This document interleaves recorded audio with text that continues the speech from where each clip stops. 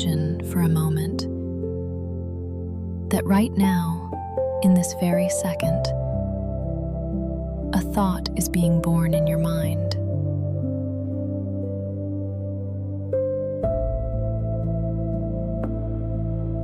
It might be a simple one.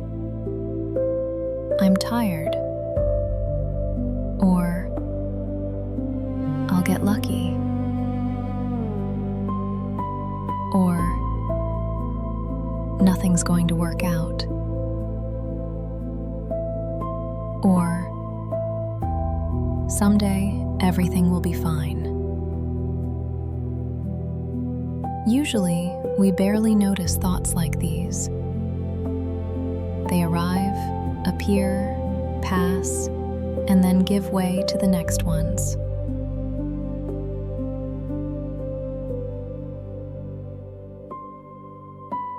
But what if a thought doesn't disappear without a trace? What if every thought leaves a small mark behind it? In your attention, in your mood, in your decisions.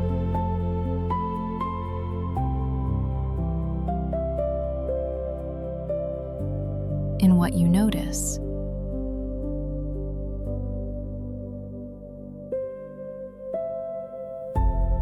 In what you ignore.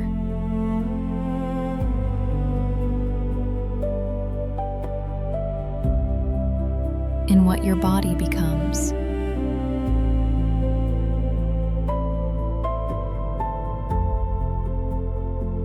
In how you speak to other people.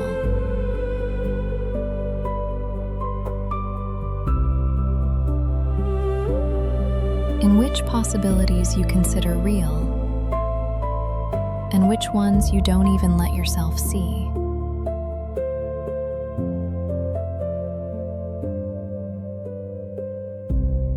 And then a strange question arises.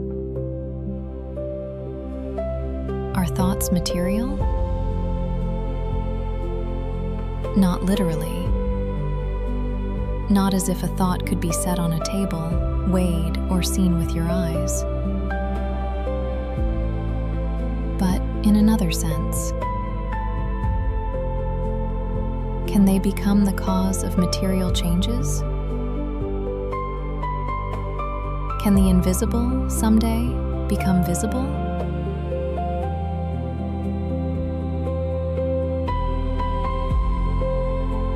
Can an inner state gradually turn into an outer life? The old sages answered, yes. Psychologists say, within certain limits, undoubtedly. Neuroscience shows that thought processes really are connected to changes in brain activity, learning, and behavior. Research on expectation shows that our picture of the future can change how we experience the present right now.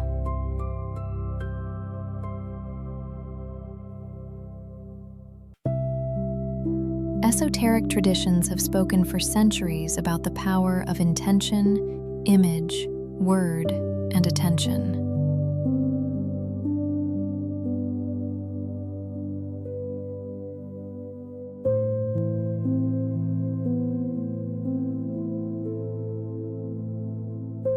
And quantum physics. Here is where it becomes especially easy to mistake a scientific fact for a beautiful metaphor.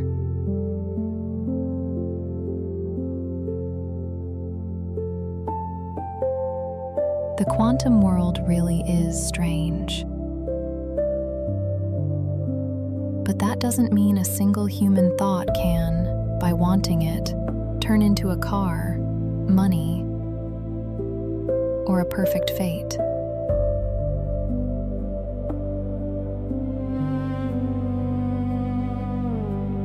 And yet, between these two extremes lies an enormous territory.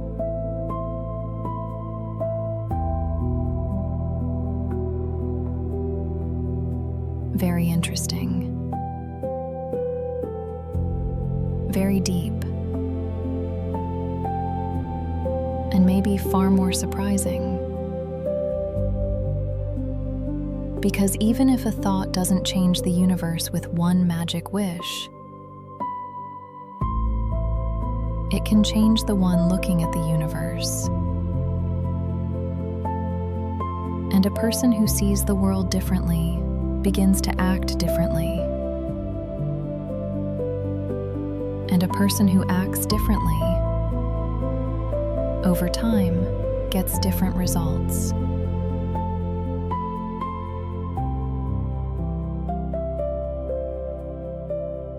And this is where the real story of the materiality of thought begins.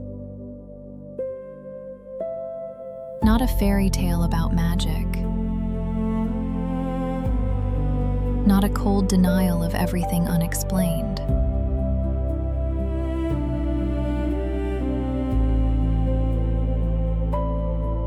A journey between the inner and the outer, between psychology and philosophy, between ancient wisdom and modern science, between what we know, what we don't yet know, and what humanity has been wondering about for thousands of years.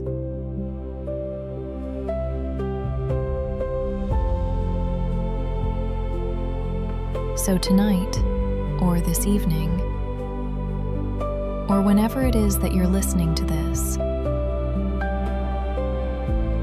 there's no rush to agree with anything. You don't need to believe everything you hear. And you don't need to reject it all either. Just listen.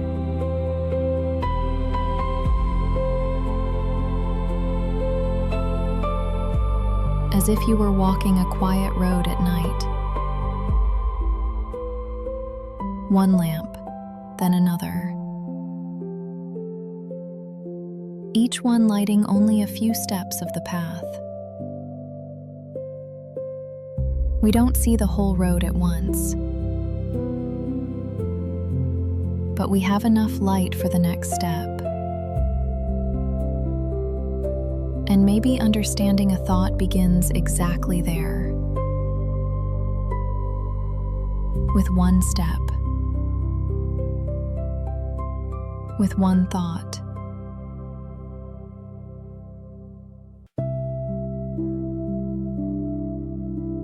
With one moment of attention.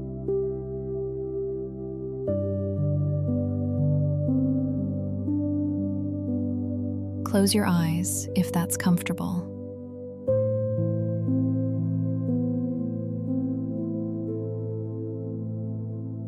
Take a slow breath in.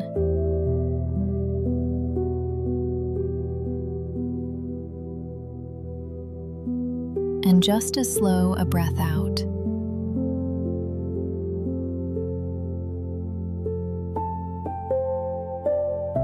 Let your shoulders grow a little heavier.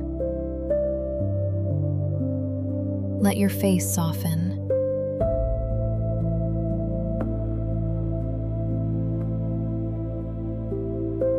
And just listen.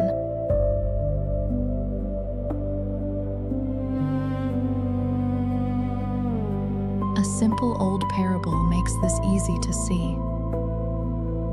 It gets told differently in different places, and no one knows if the man in it ever really lived.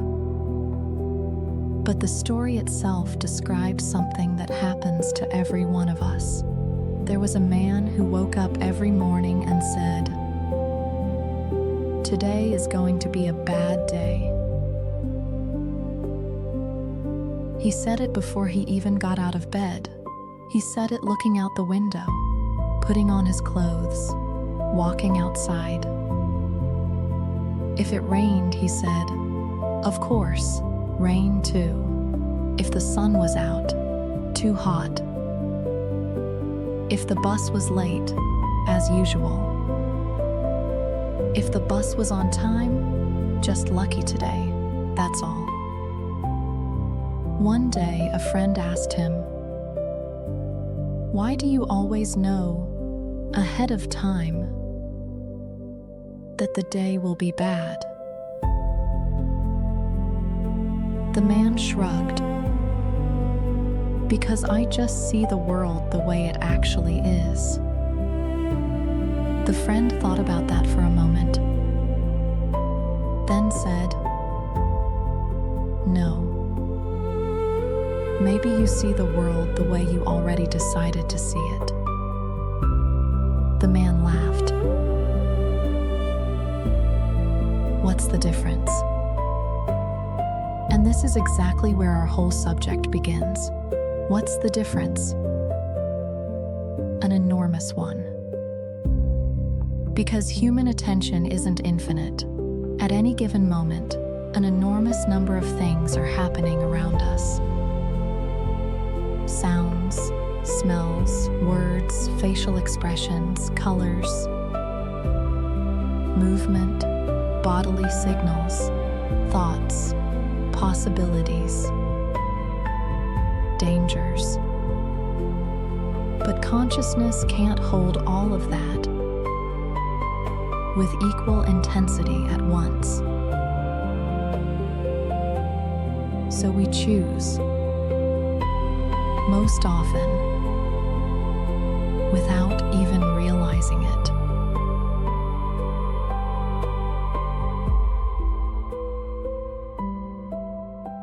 We notice what matches our expectations.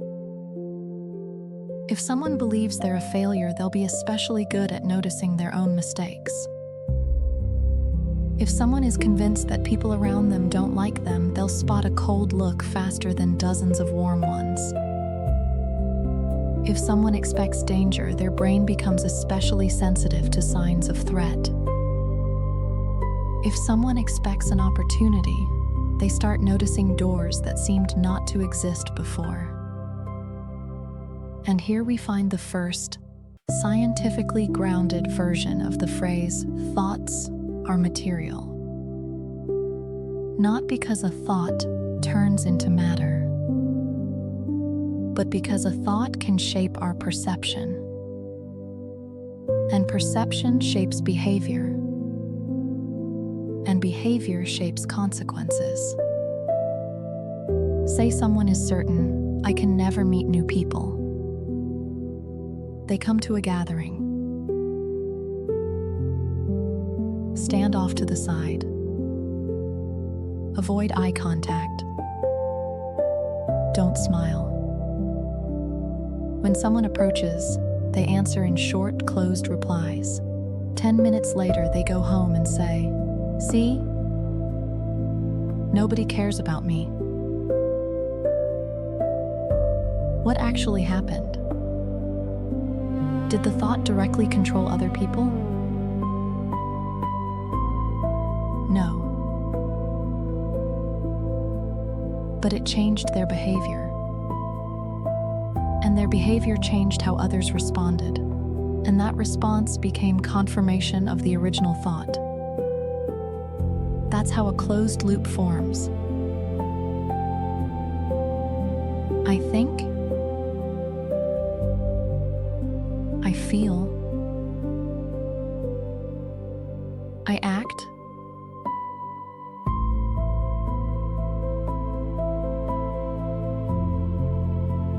I get a result. And I read that result as proof that the original thought was correct all along. Psychology calls processes like this self-fulfilling expectations. Our expectation of the future can sometimes help make that future more likely.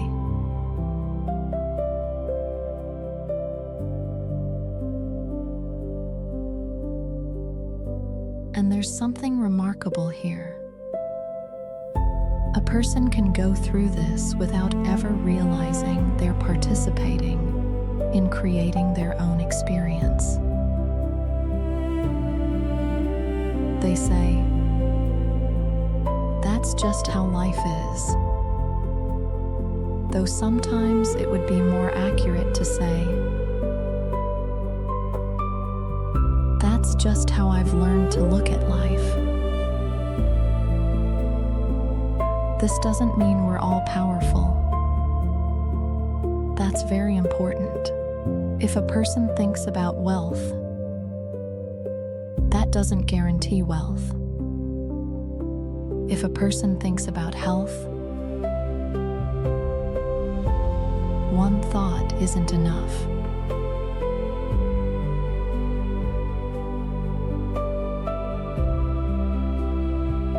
If a person dreams of love, the dream alone doesn't make a specific person fall for them.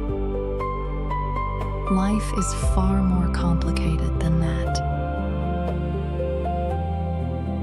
There's chance, circumstance, economics, illness, other people, natural conditions, history,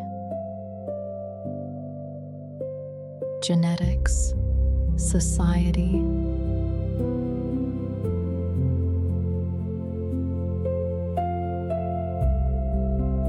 time, and countless factors we don't control at all. But inside that enormous system, there's a small region of space that genuinely can shift under the influence of thought. That space is called how I perceive, what I expect, where I put my attention.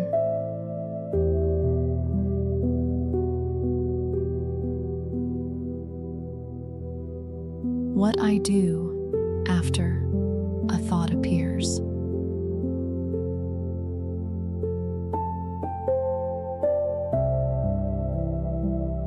And maybe that's already enough for a life to gradually become different.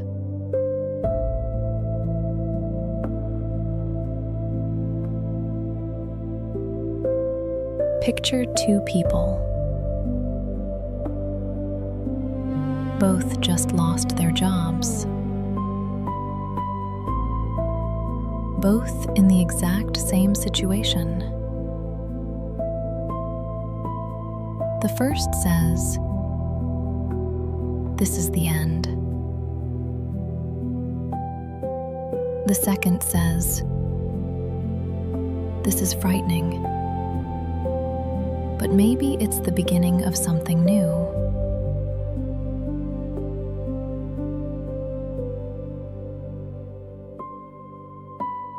One event, but two different inner worlds. The first sees a wall. The second sees an unfamiliar road.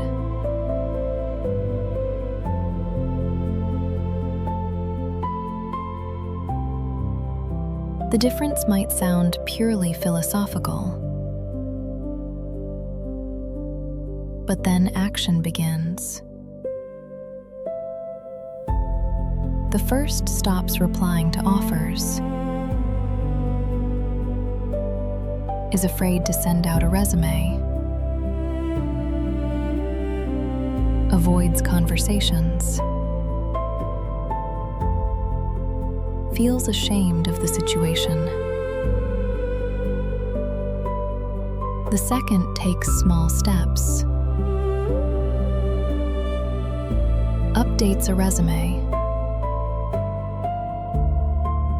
writes to old contacts, learns new skills, tries, gets turned down, tries again. A month passes. 3 months. Their outer circumstances begin to diverge. Not because a thought magically changed the job market, but because the thought changed the person moving through the situation.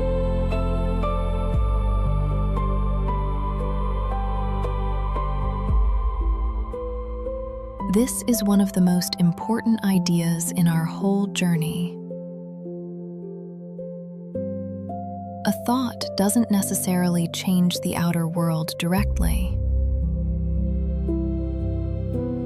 Often, it first changes the inner system through which a person interacts with the world. That's exactly why the words we repeat to ourselves every day matter.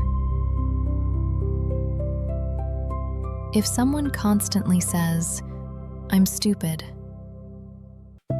"I'm weak,"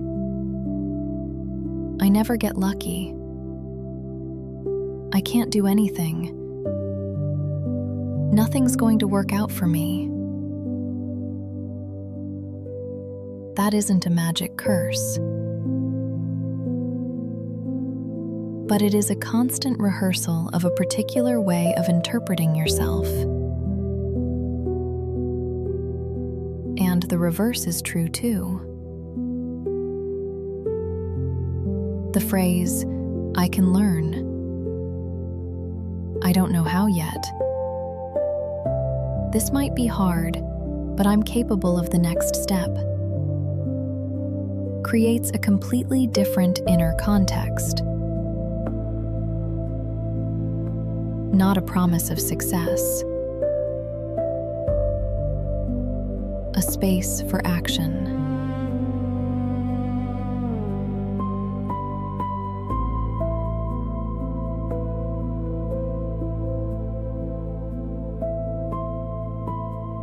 There's a huge difference between "I can't do this" and "I can't do this yet."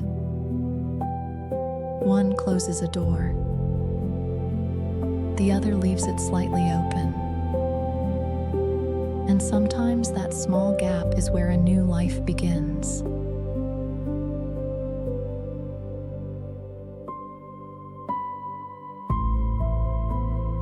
An old gardener's parable fits here too. Every day, he tended 2 plants. One grew quickly. The other looked almost dead. A neighbor asked him once,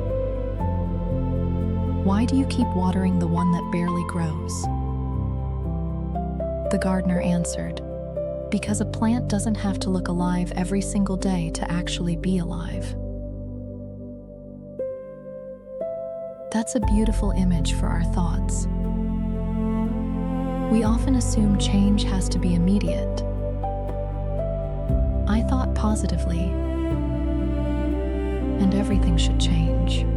I stated a wish,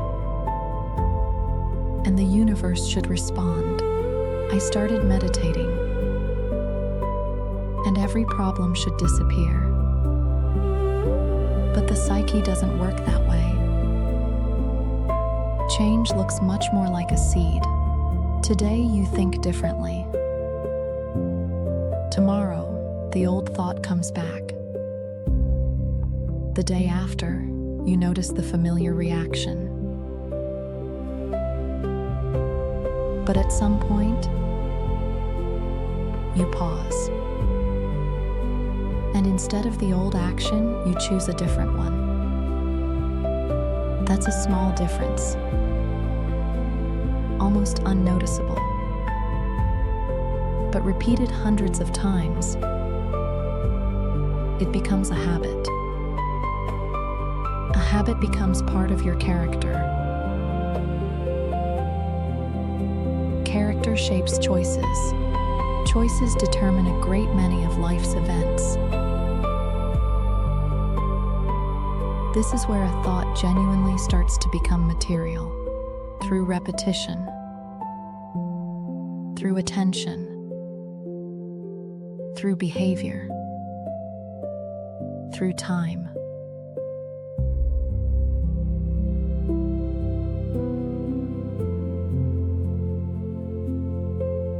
Now let's imagine something a little stranger.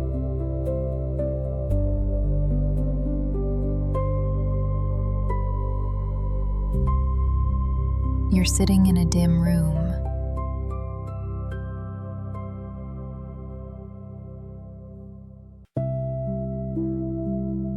In front of you is a lemon.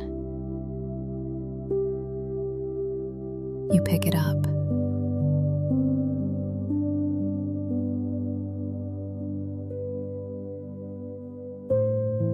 Cut it open. See the wet flesh inside.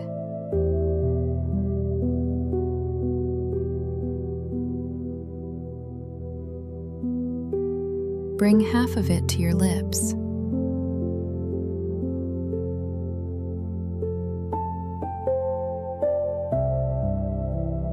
And imagine the taste.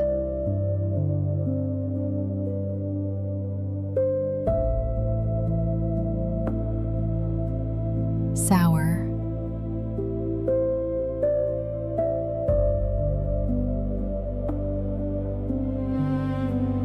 sharp,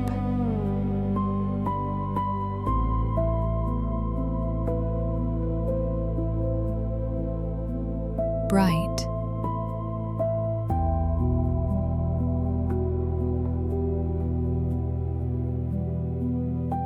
you may have noticed that even simply imagining a taste can trigger a bodily reaction.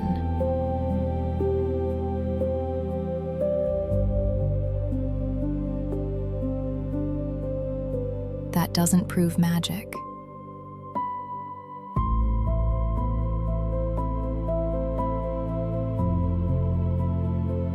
It shows something far more interesting.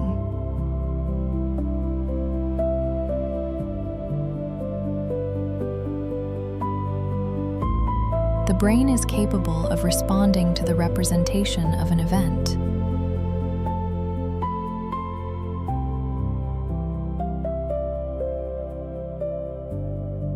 A person can, in a sense, live through the future before it happens.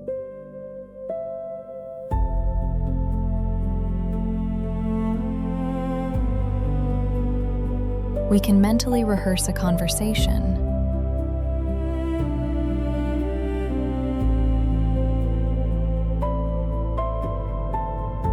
Picture a movement.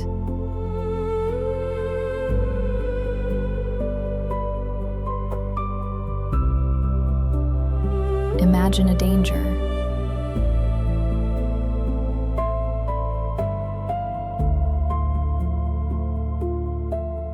Sense success in advance.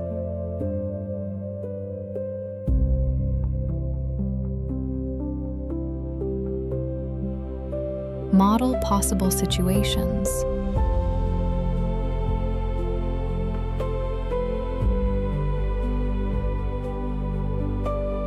And this ability matters.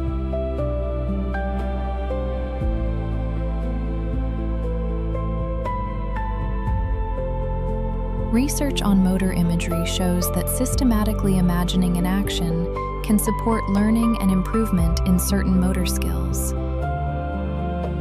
Though the mechanisms behind this effect are still being studied, and results vary depending on the task.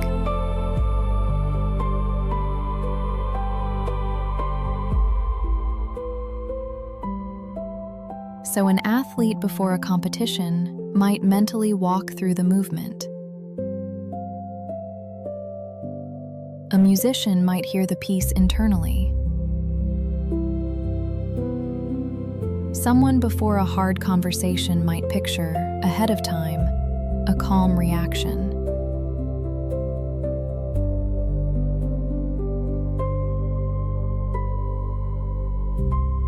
This isn't creating reality out of nothing. It's preparing the nervous system for a particular kind of behavior.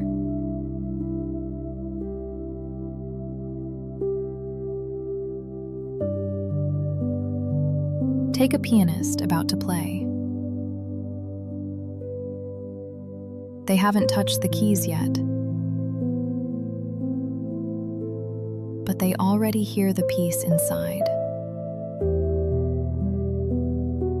They imagine the movement of their fingers, the mistakes, the tempo, the transitions, the final chord. Then they open their eyes and play.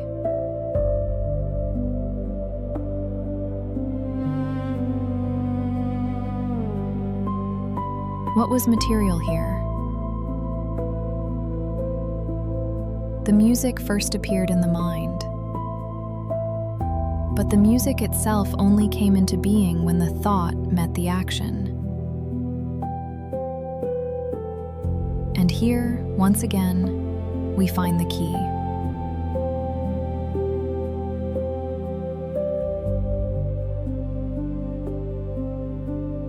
Thought plus action. Imagination plus practice. Intention plus repetition. This is where the invisible begins to take shape.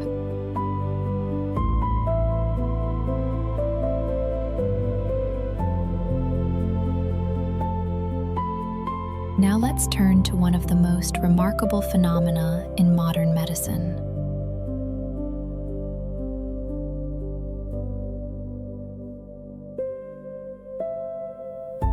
The placebo effect.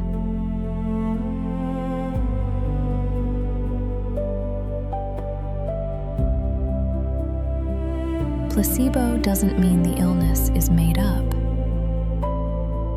And it doesn't mean the person is simply pretending.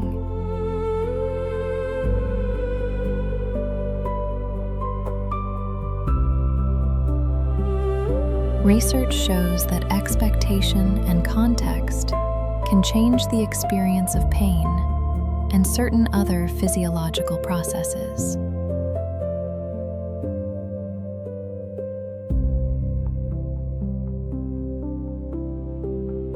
The mechanisms of placebo involve brain systems related to expectation, reward, and pain modulation, including endogenous opioid and dopamine processes. Say someone is told, "This treatment should help," and they begin to expect relief.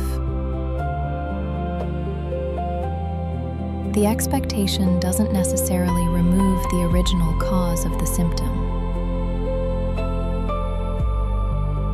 but it can change how the body and brain process the experience.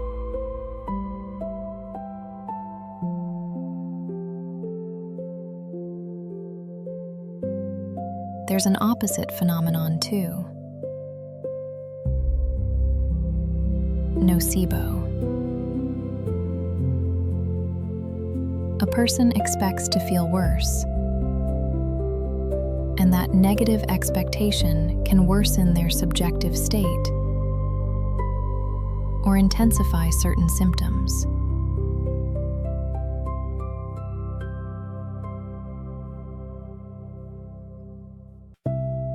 This is one reason thoughts can't be dismissed as meaningless noise.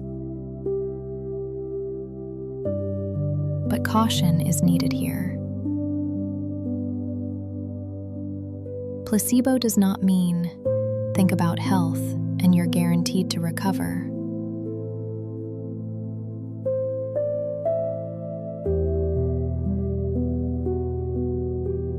No. That would be a dangerous oversimplification. What placebo shows is something else. Expectation can participate in shaping experience and certain bodily reactions. And that fact invites us to look differently at everyday life. How many times have we told ourselves in advance, "This conversation is going to be terrible," and felt the body tense up already? How many times have we thought, "I definitely won't sleep tonight," and started nervously checking the clock?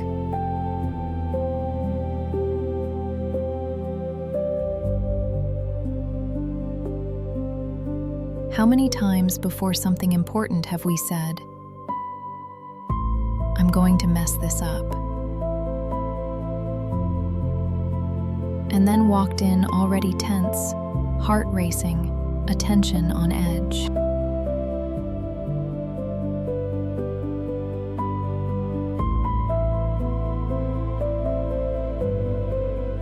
Sometimes the problem doesn't start with the event. It starts with the prediction of the event. And then a loop forms. Thought, bodily reaction, interpretation of the reaction, new thought, intensified reaction. But the loop can also turn the other way. A calm thought, slower breathing, a gentler interpretation, a small action, a new result, a new thought.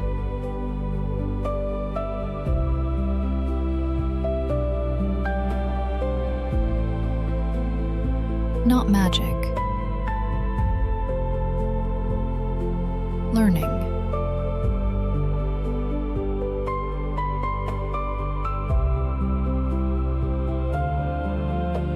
There's an old saying,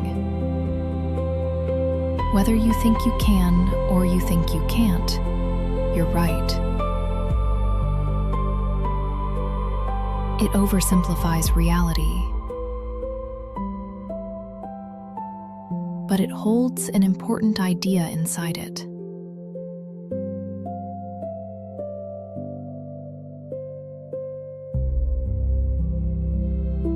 Expectation shapes behavior.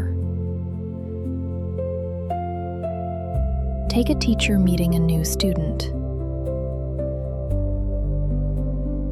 One child seems very capable to them. Another seems weak.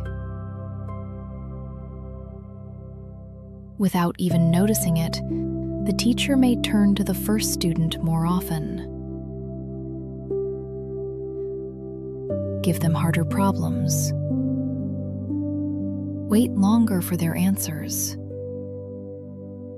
Support them more. The second student might get simpler questions, faster rescues when they struggle, lower expectations. Over time, these different interactions can shape the outcome.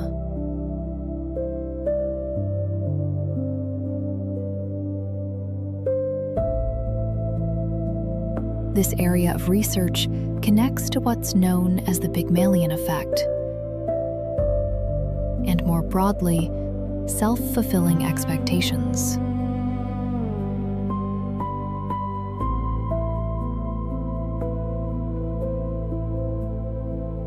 The APA defines a self-fulfilling prophecy as a belief or expectation that contributes to its own fulfillment. One person's expectations can shape another person's behavior.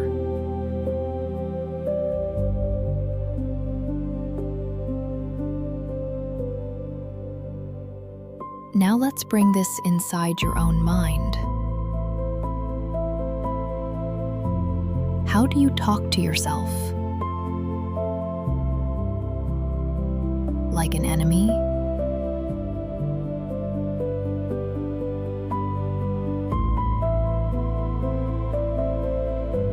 Or like someone who's sometimes having a hard time?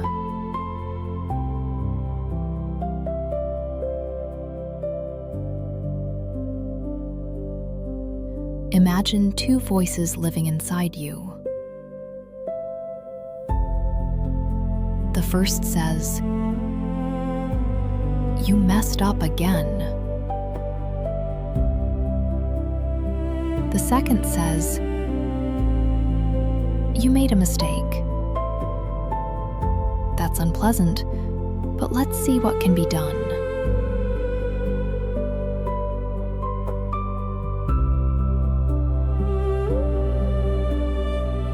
Which one creates more room?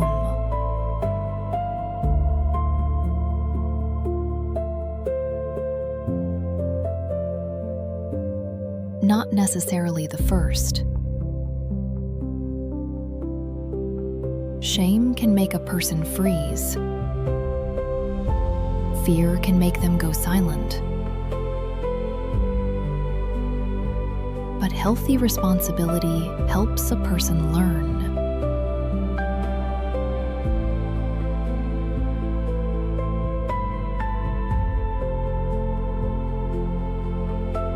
So the work with thought isn't about replacing every negative thought with an artificially positive one. That can be a trap too. Sometimes saying, "I'm amazing and everything will definitely work out," in a moment of complete despair doesn't help.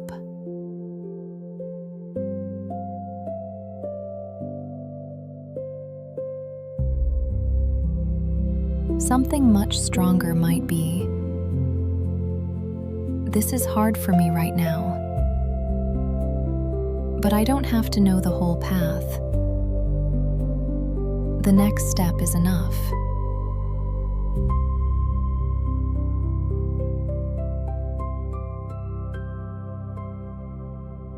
That's a realistic thought. And that's exactly why it can be more powerful.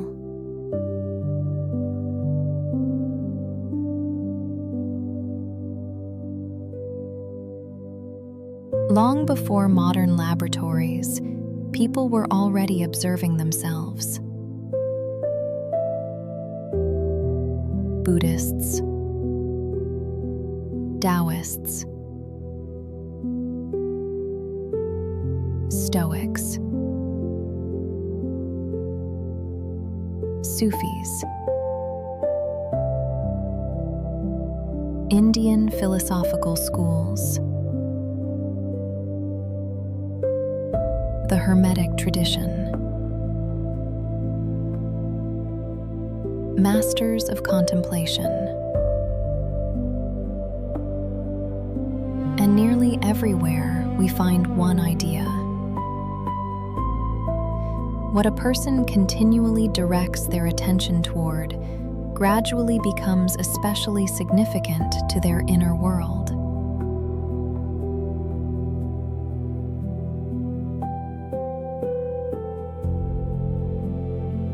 But the old teachings didn't always claim what's often attributed to them today. Buddhist tradition, for instance, often speaks of intention, mind, and attention.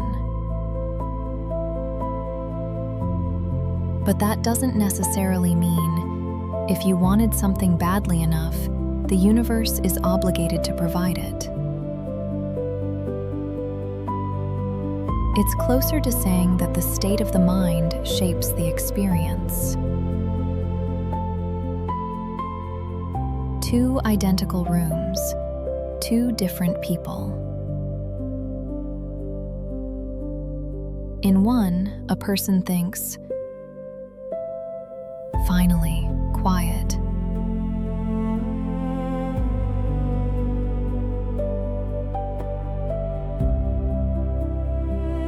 Another person walks in and thinks, "How boring in here." One room. Two different experiences. That doesn't mean objective reality doesn't exist. It means human experience always passes through interpretation.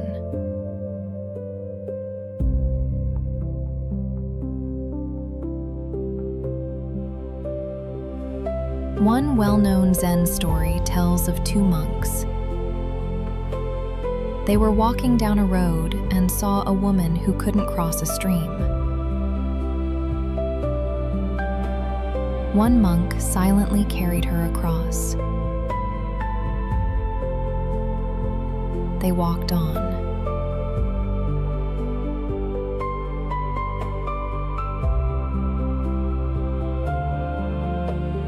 Hours later, the second monk said, "We shouldn't have done that." The first replied, "I set her down at the river hours ago. Why are you still carrying her?"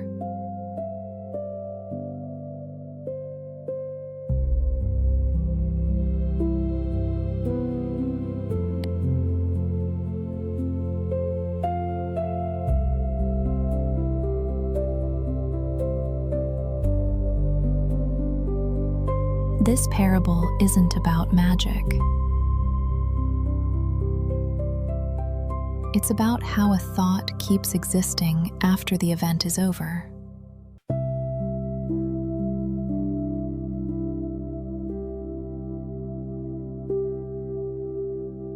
The event ended, but the mind keeps replaying it.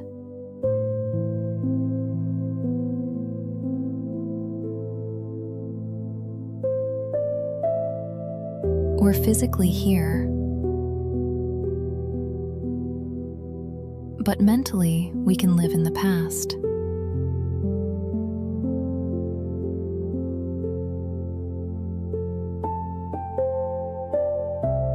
Or in the future. We relive the conversation again. Argue with someone again. Prove ourselves right again.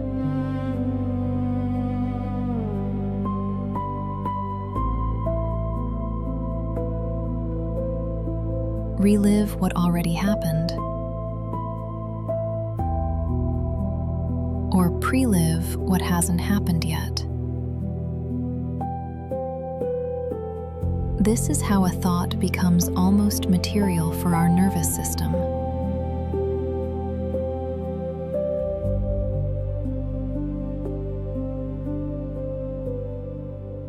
The body can react to a memory. The heart can speed up.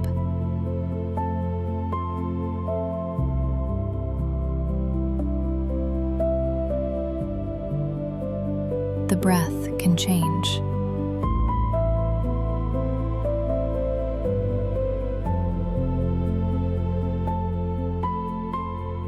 Muscles can tense. A person can wake at night simply because the brain keeps modeling danger.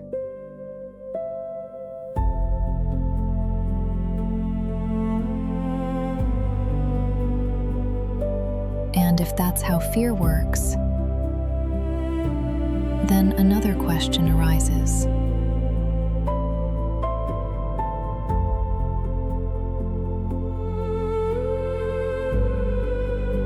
Can we use the mind's ability to model the future more wisely?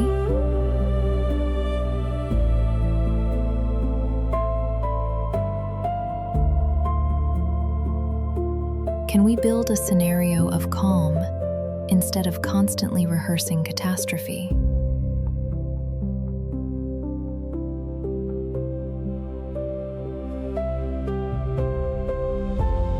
Not as a guarantee of outcome, as training for the response.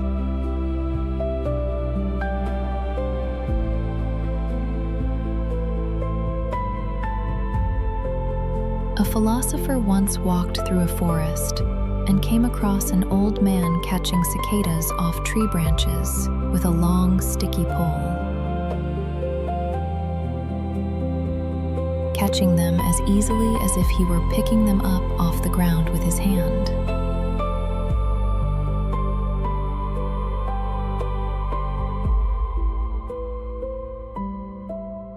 "You must have a technique," the philosopher said. "I have practice," the old man said.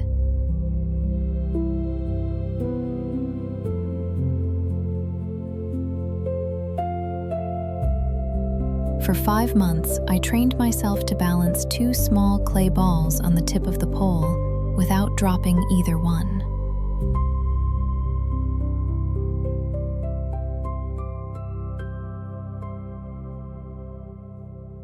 Once I could do that without a single one falling. I rarely missed a cicada at all.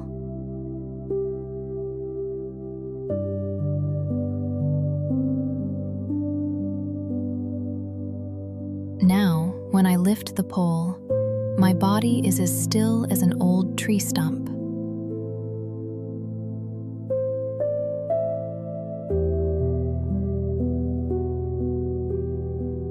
My arm is as steady as a dead branch.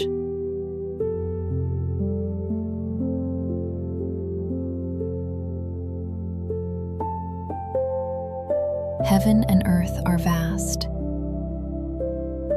and there are 10,000 things in them. But in that moment, I know only the cicada's wings.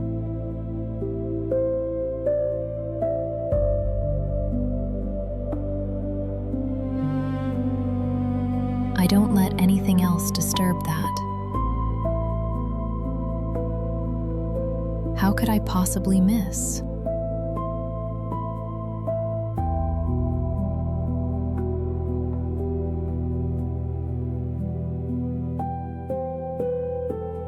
He wasn't hoping to catch the cicada.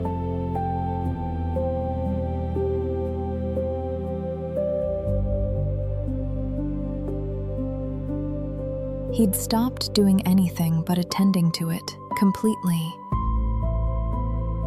without the noise of wanting layered on top.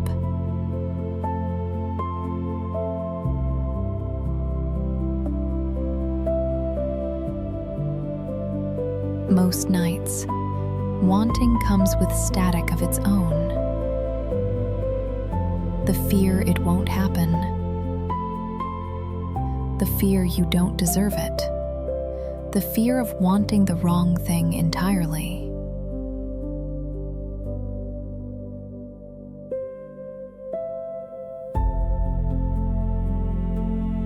The old man's whole secret was quieter than more desire. It was simply less static.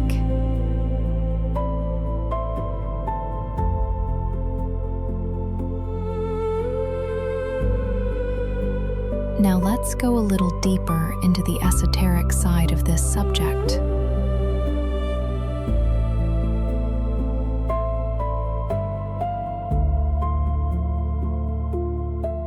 This is where it's especially easy to say more than we actually know. So let's stay honest.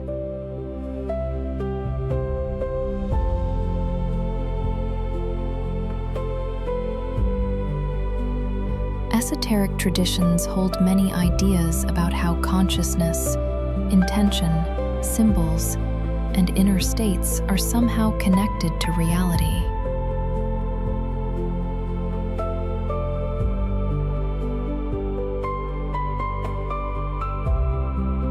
Some people take these teachings literally.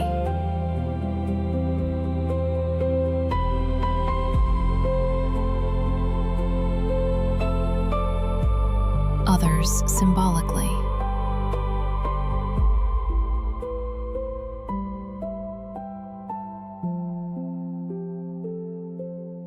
Others still see them as cultural metaphors.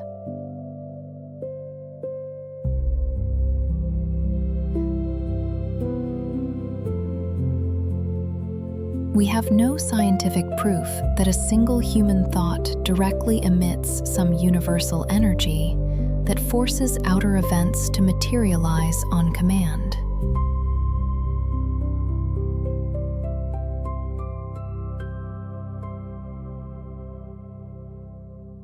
And yet, esoteric symbols can still be psychologically useful.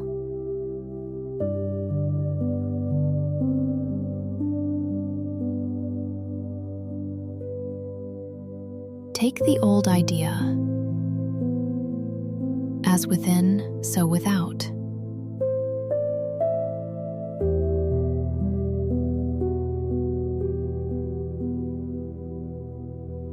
It can be read literally, but it can also be read psychologically.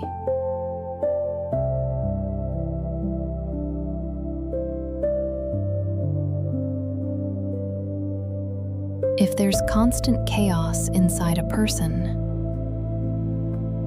their decisions may become chaotic.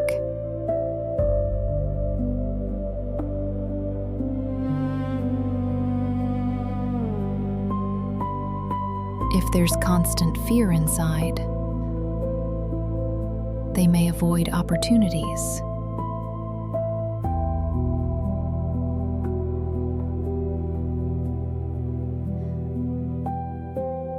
If there's a habit of seeing enemies inside, they may interpret neutral behavior as a threat.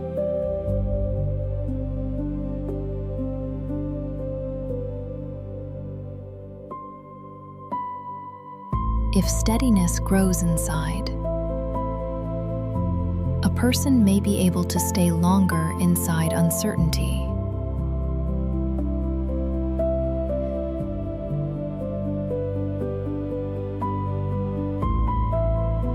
This is exactly why it sometimes feels as though the world has started responding to a person, when, in reality, their engagement with the world has changed.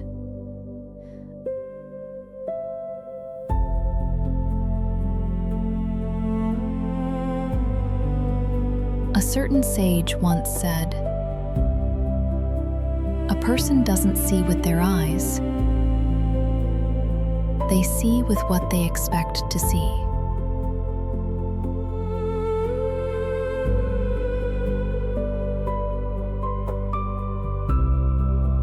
A student asked him,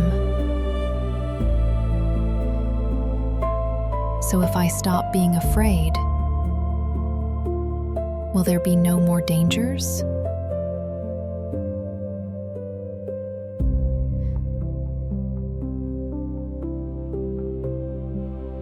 The sage smiled.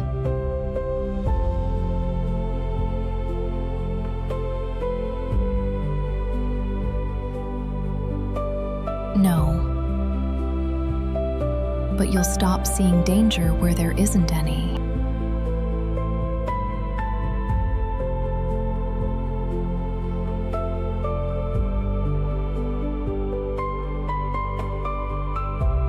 That difference is enormous.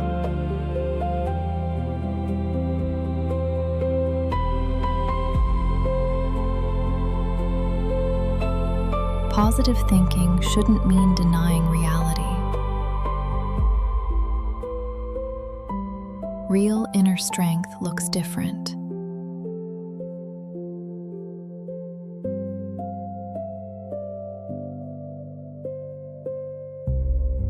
I see the difficulty.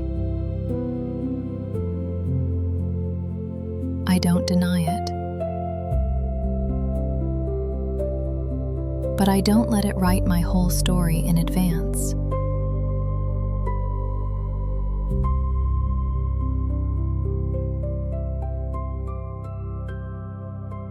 Now we come to the most popular part of this whole subject: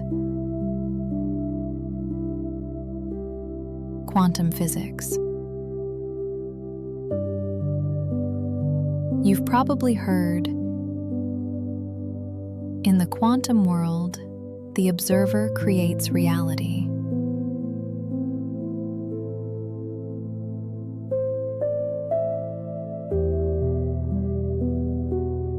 It sounds beautiful. But this is exactly where it's easy to slip from science into myth.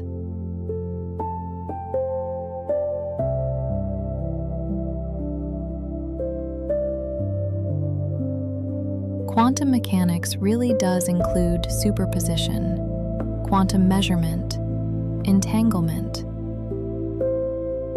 probabilistic outcomes, and the famous measurement problem. But the word observer in physics doesn't necessarily mean human consciousness. In a physical experiment, measurement involves the interaction of a system with a measuring device and its surrounding environment. Modern physics has different interpretations of what measurement actually means and what happens during the transition from superposition to a definite outcome.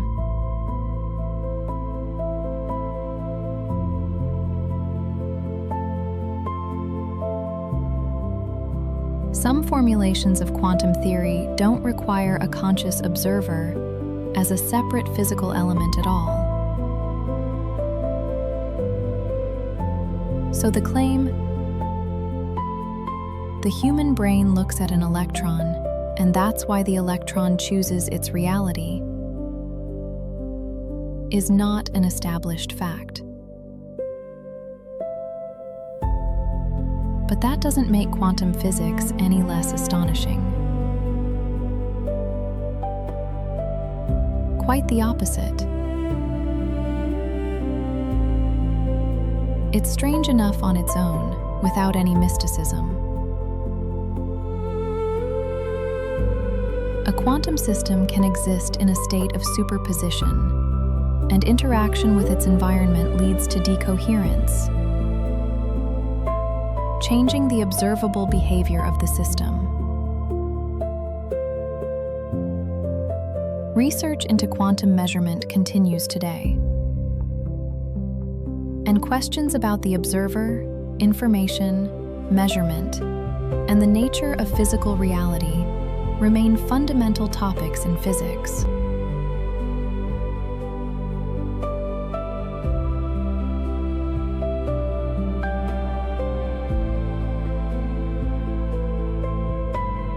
But the most interesting thing happens when we stop using quantum physics as proof of magic.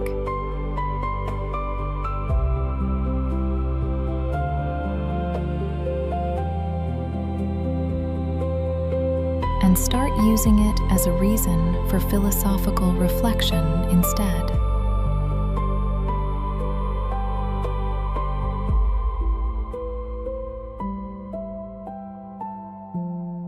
We don't have to say, "My thought creates an atom." We can say, "Quantum physics reminds us that our intuitive picture of reality might be incomplete."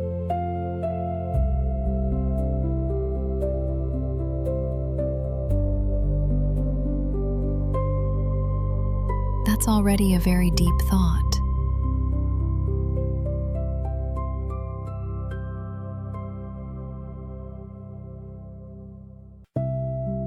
Because people are used to thinking the visible world is a simple, final picture.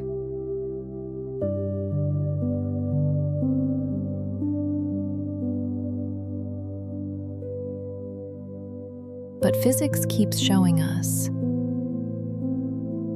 reality runs deeper than our senses.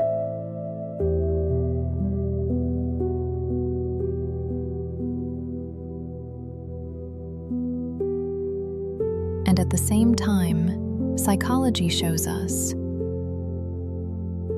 personal experience runs deeper than a simple set of outer events.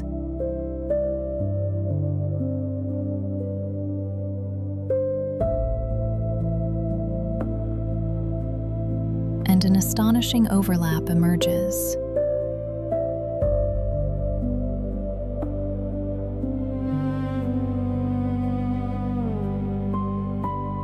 We may not create the outer world with a thought, but we absolutely participate in creating how that world is experienced by us.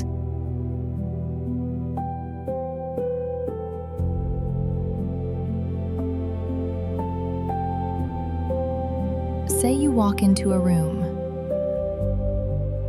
You're looking for your keys. You don't find them.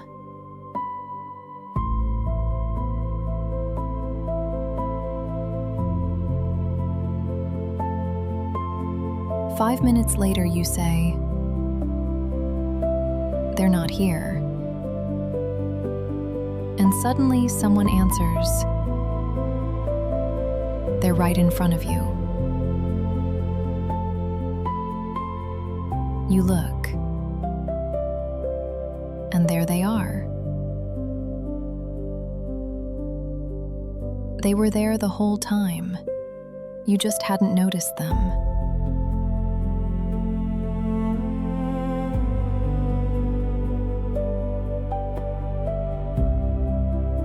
What changed? The room? No. What changed was the direction of your attention.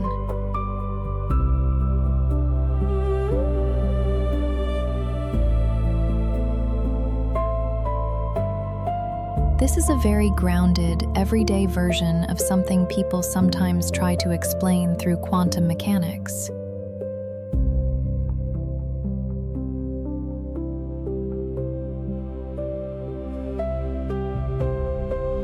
But in psychology,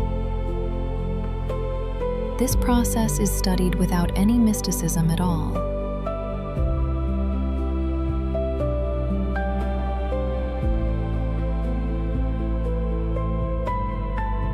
We're constantly filtering an enormous amount of information.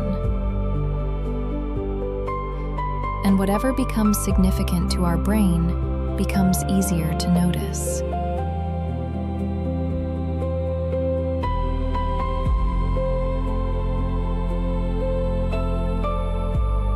That's why, sometimes, after buying a certain car,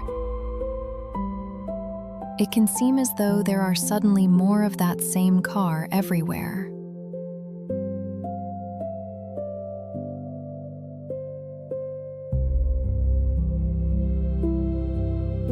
They didn't necessarily increase in number. We simply started noticing them.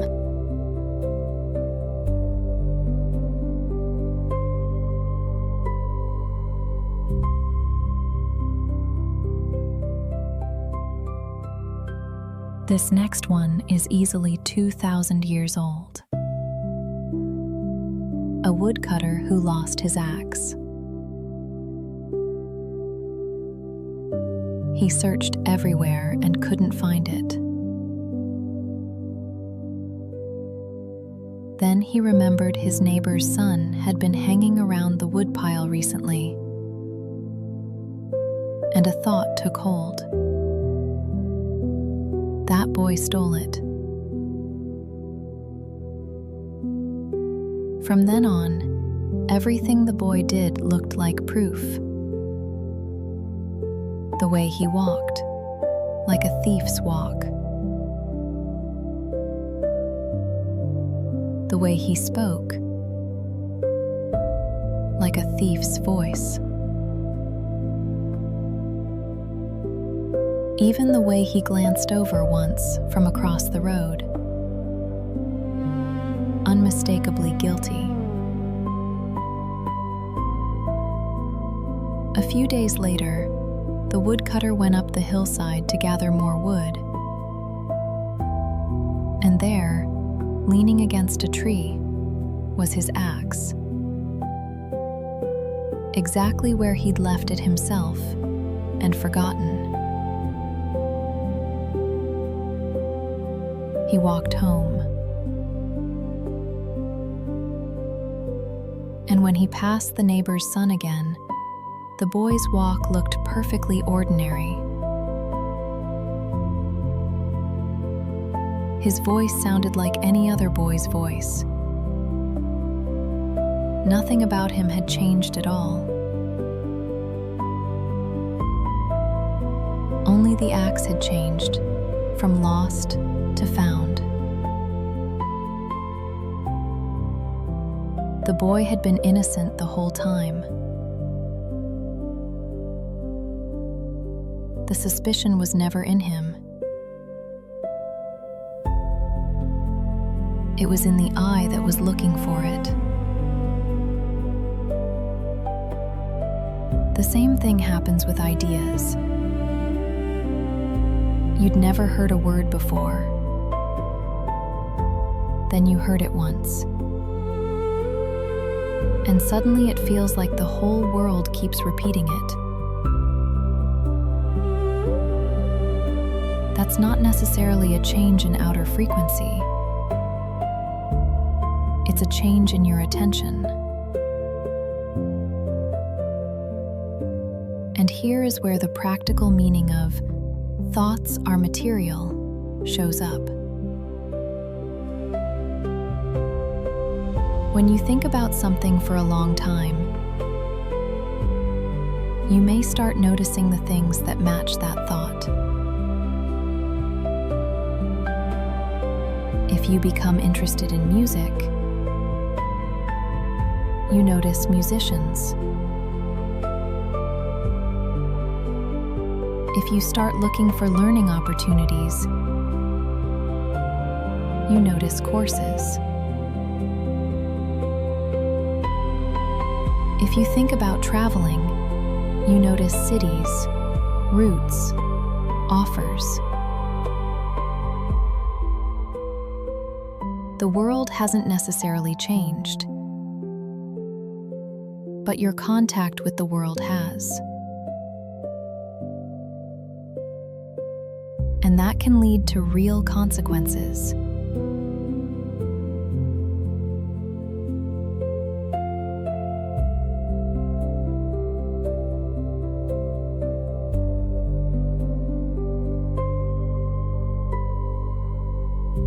Take someone who wants to start their own business.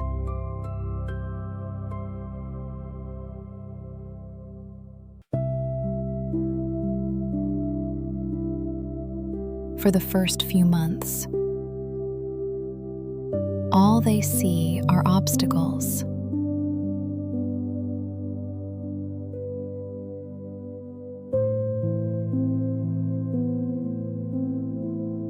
I need money. The competition is too big. I don't know anything.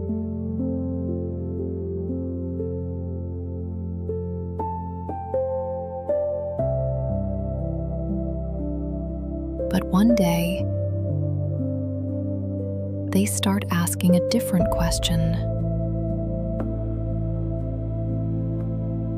What do I need to learn?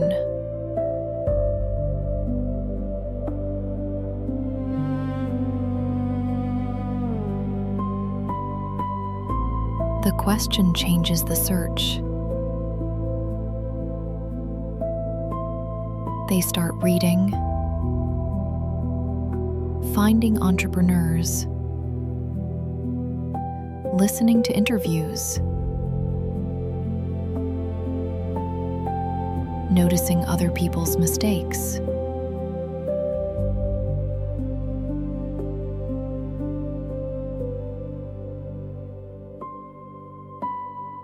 Noticing what people actually need.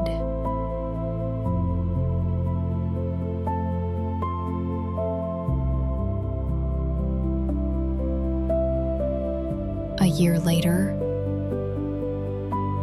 They see opportunities where they once saw only a chaotic market.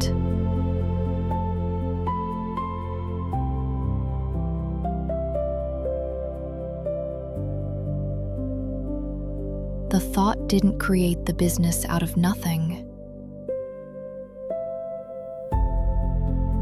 but it changed the map of reality they were using.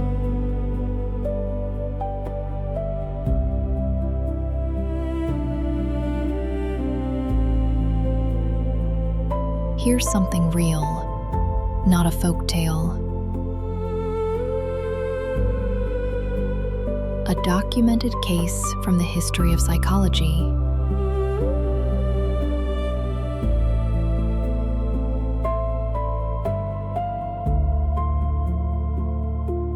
A Swiss doctor named Carl Jung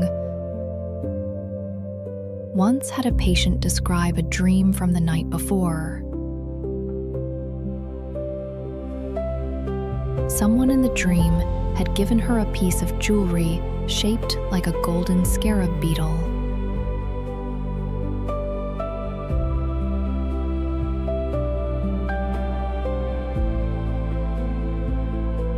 As she described it, Jung heard a soft, insistent tapping at the window behind him. He turned, opened it, and a beetle flew into the room. A rose chafer, the closest thing Switzerland has to a golden scarab, and about as unlikely a visitor to that particular window as you could imagine.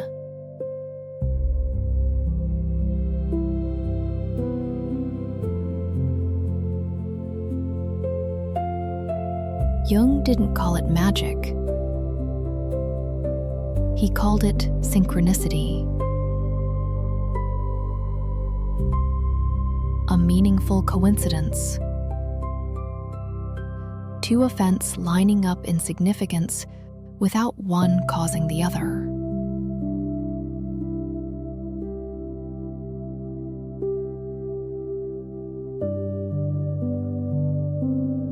He thought moments like that could matter psychologically, even without a causal mechanism behind them.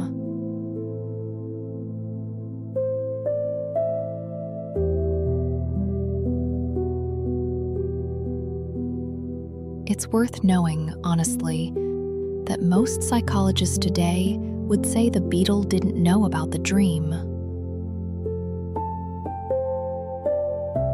What made the moment feel so large was the meaning the mind assigned to it afterward, in the noticing.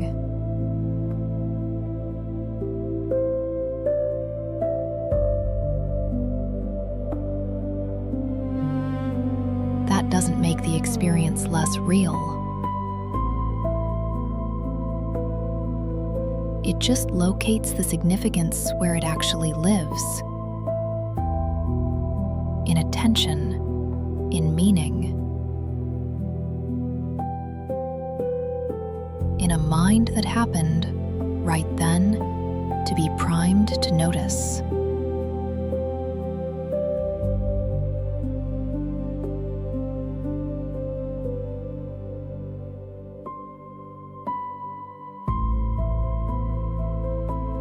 You don't need a beetle at your window to prove anything tonight.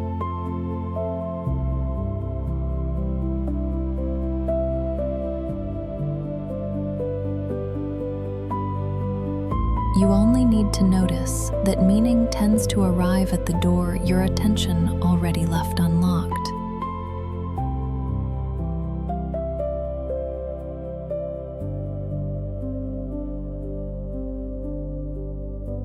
Whatever door you leave unlocked as you fall asleep tonight,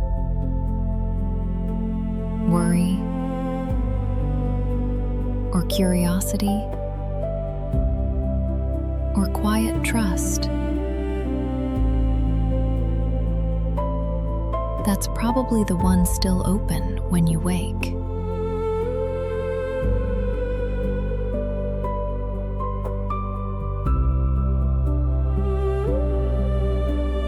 There was once a man who wanted to start a new life.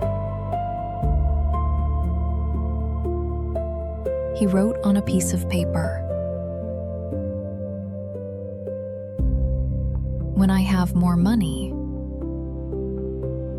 I'll start."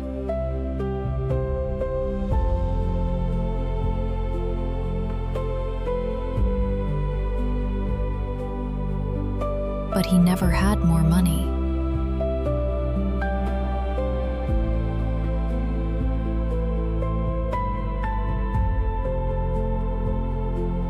So he decided, "When I have more time." Time never grew either.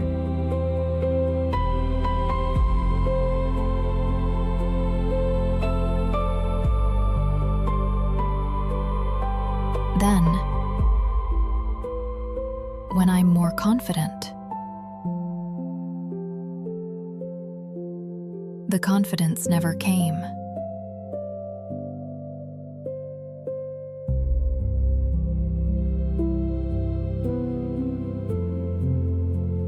Then, when I understand what to do, the clarity never came.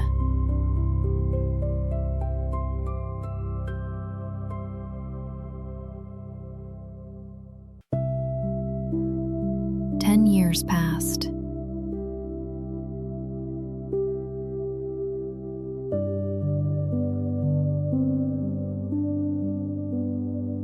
One day, he met an old man and told him everything. The old man asked, "And when were you planning to actually live?"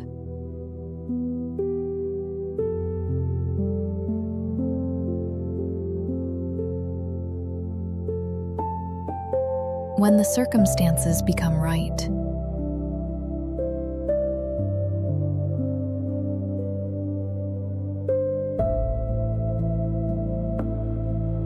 The old man smiled.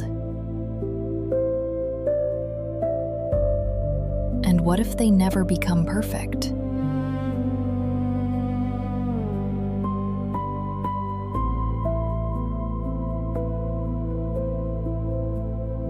The man had no answer.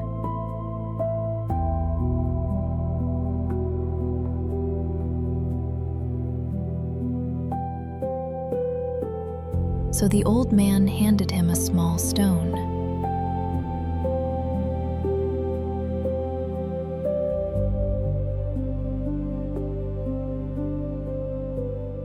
"Take this.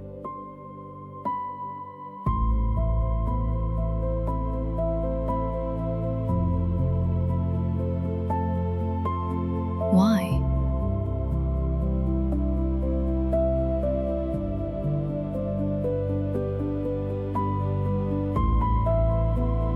"While you carry it, imagine that it's your life."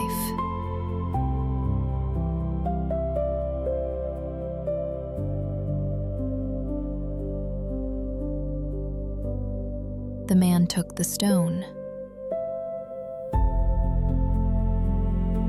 "It's heavy." "Yes."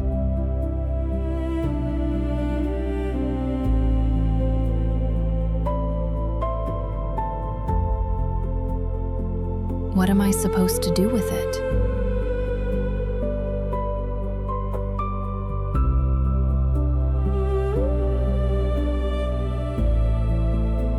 "Carry it."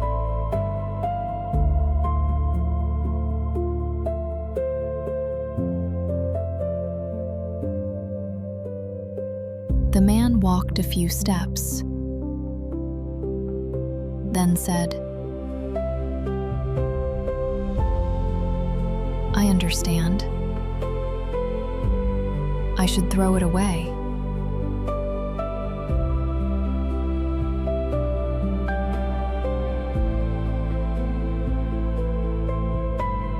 No.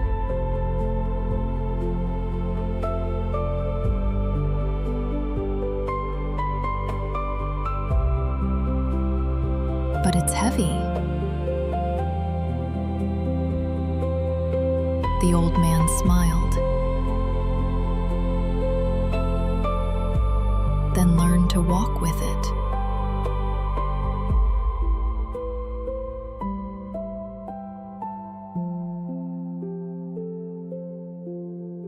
This is a very important lesson.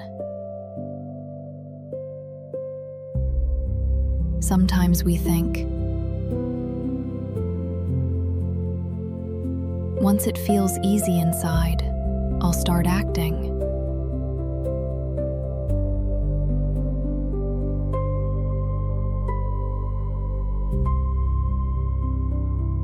But change often happens the other way around.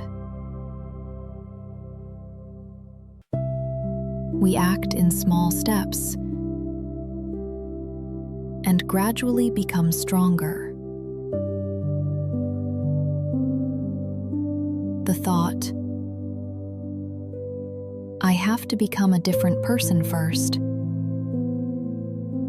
can stop you cold.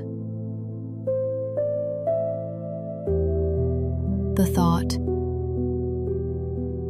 I can start with one small action, opens up movement.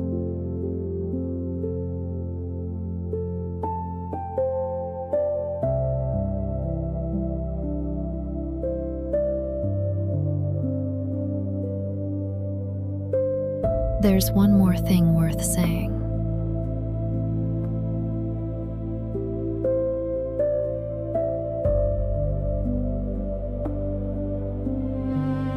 Our psyche wasn't built for constant happiness. The brain is good at noticing danger. That's necessary for survival. Which means negative events can pull in more attention. A person can hear praise 10 times and criticism once.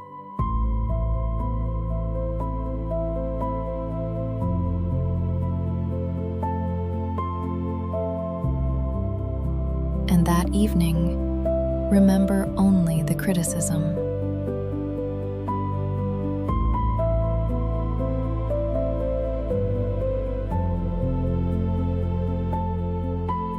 That doesn't mean something's wrong with them.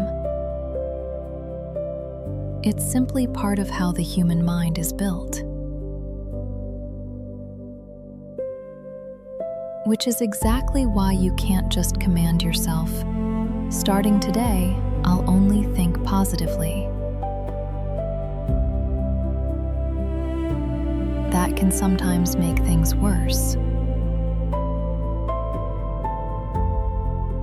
A person starts fearing their own thoughts. I can't think about bad things. What if this thought materializes? And anxiety appears.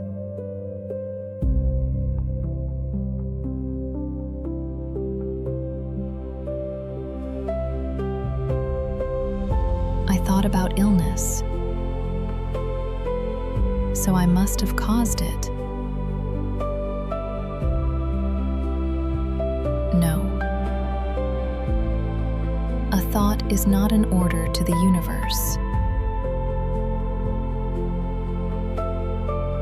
Fear is not a prophecy. A passing thought is not an intention. This matters enormously. The human brain produces an enormous number of thoughts. Some strange, some unpleasant, some absurd, some completely meaningless. You are not required to answer for every single one. Real freedom begins the moment you can say, "I noticed that thought, but I don't have to make it my truth." And that, perhaps, is one of the strongest expressions of inner freedom there is. Picture the sky. Clouds pass through it. One dark, one light, one nearly transparent. A cloud never says, "I am the sky." It simply appears, moves, disappears.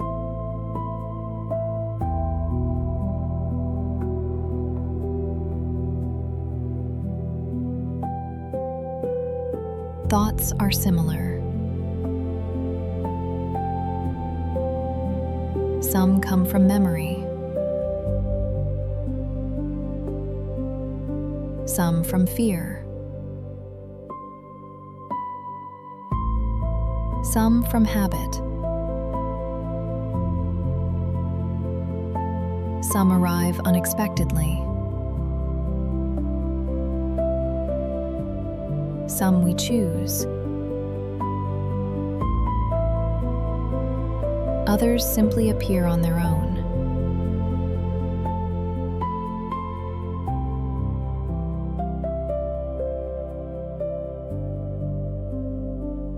But consciousness is capable of noticing them. And there's freedom in that.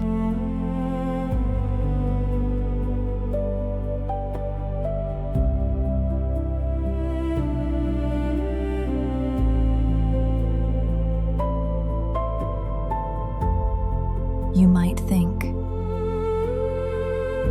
"I've lost everything."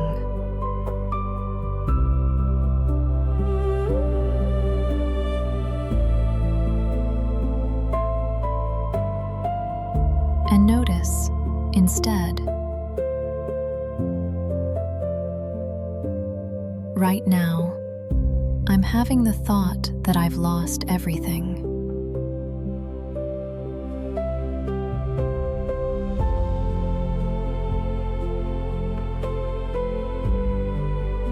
That's a small shift in language, but it creates distance.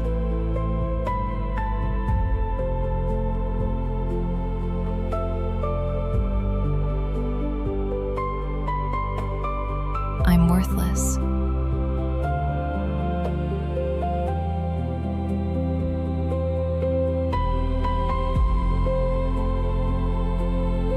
Versus, I'm having the thought that I'm worthless.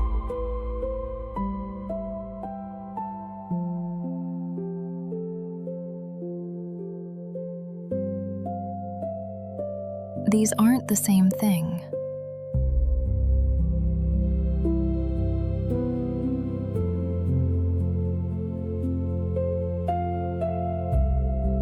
The first turns a thought into an identity. The second simply observes it. This is exactly why contemplative practices have spent thousands of years paying attention to watching the mind.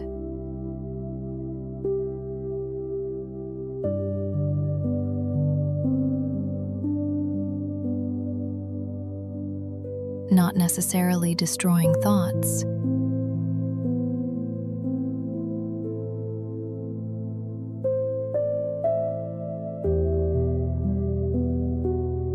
Not becoming a person without any thoughts at all.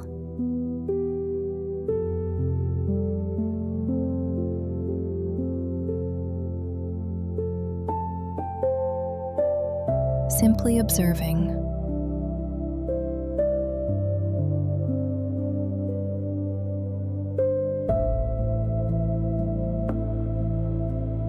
Think of a still lake.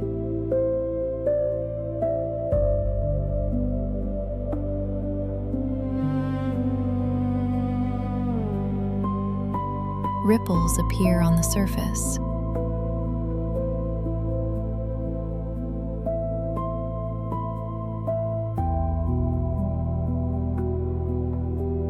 One, another,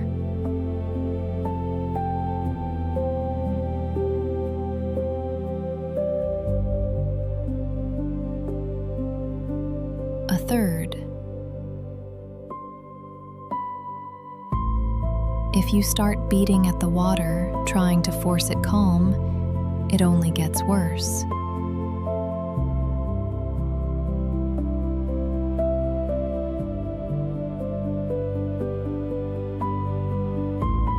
But if you simply stop interfering, the water gradually settles on its own.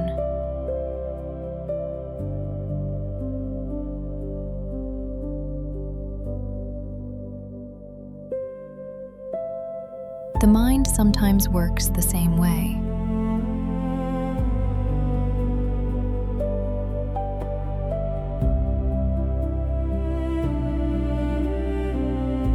Not every thought requires a response.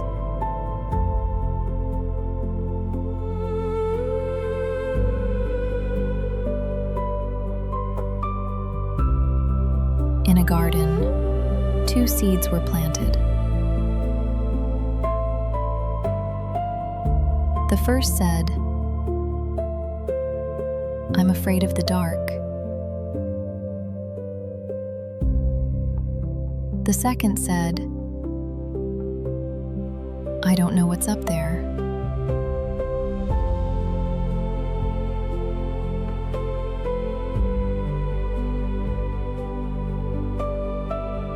The first refused to grow.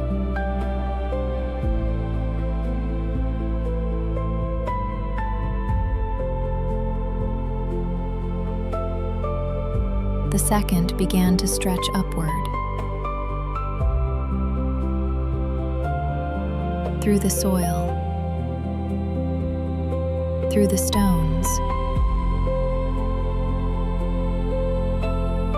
through the cold. It didn't know what would come next. It simply kept going.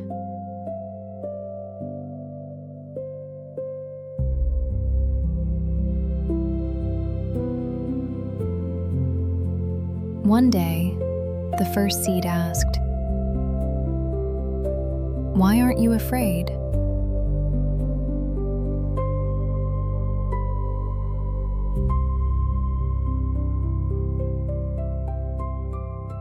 The second answered,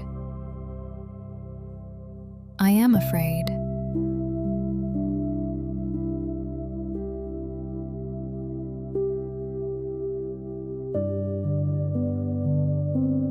Then why do you keep growing? Because fear isn't proof that I'm not allowed to move forward.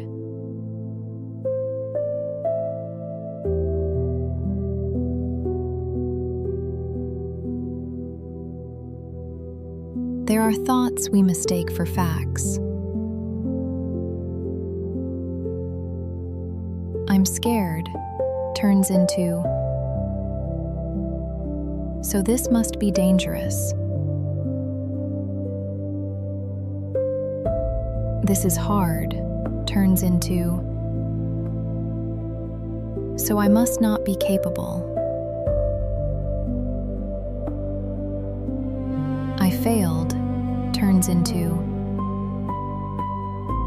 I'm a failure. But between an event and a conclusion, there's a gap.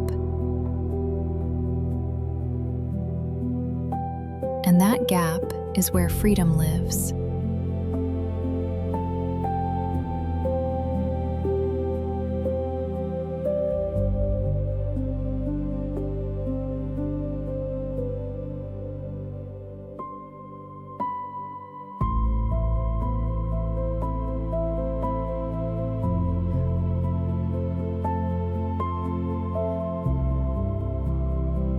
This is one of the more interesting questions. We've already talked about placebo, but there are simpler examples too. Imagine reading a frightening story. The body can tense up. The heart rate quickens. Palms grow damp. You know you're safe, but the body reacts anyway.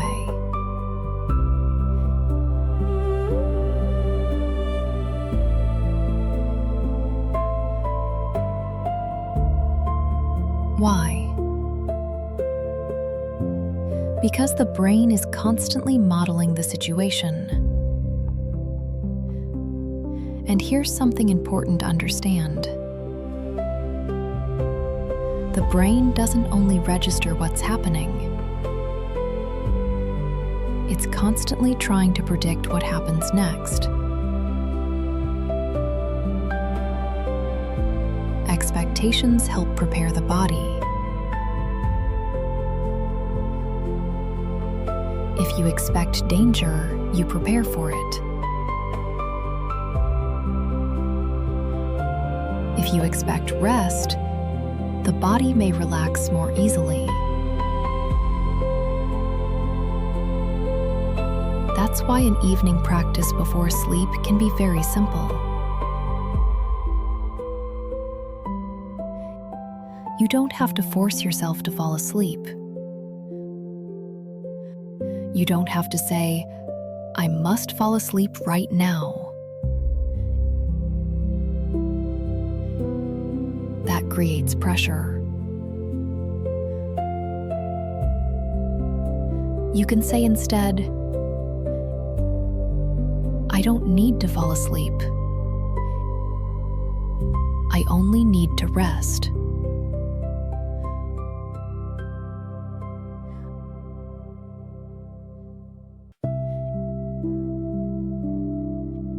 And let the breath grow slower. Relax the forehead, the eyes,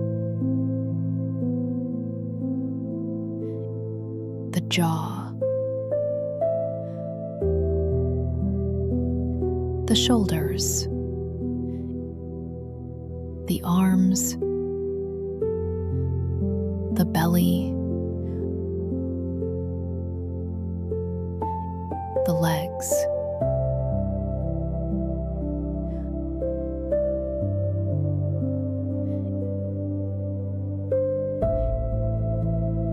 Let the thought be,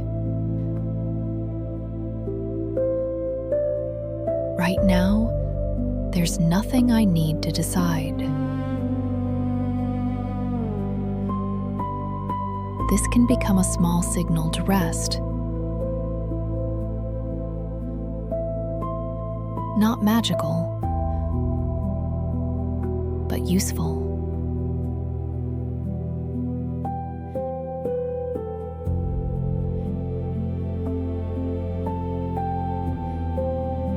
Many people say, "I visualize my dream." And that can be useful. But there's a danger in it. It's possible to enjoy the picture of the future so much that real action gets postponed. Imagining yourself successful feels good. But it's worth asking, what is the person in this picture doing today? Not in a year. Today. If the dream is to write a book, you can open the document. If the dream is to learn a language, you can learn 5 words. If the dream is to change your body, you can take 1 walk. If the dream is to find friends, you can write to 1 person.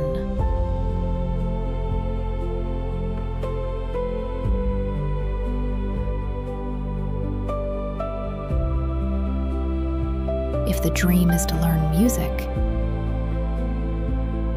you can practice for 10 minutes.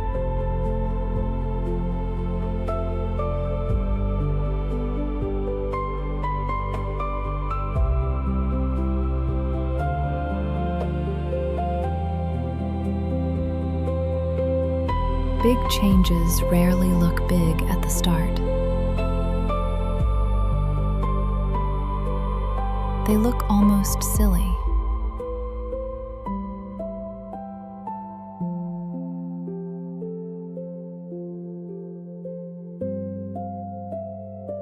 "10 minutes.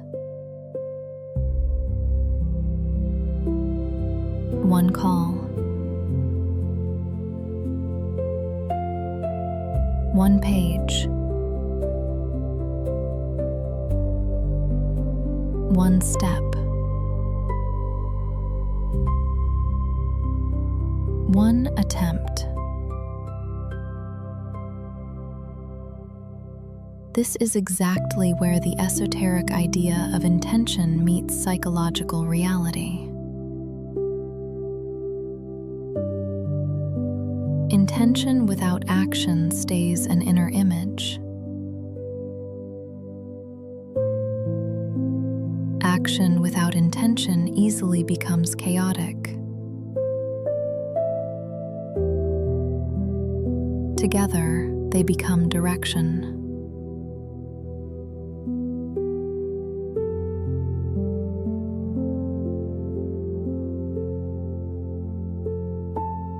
A shooting instructor once said to his student,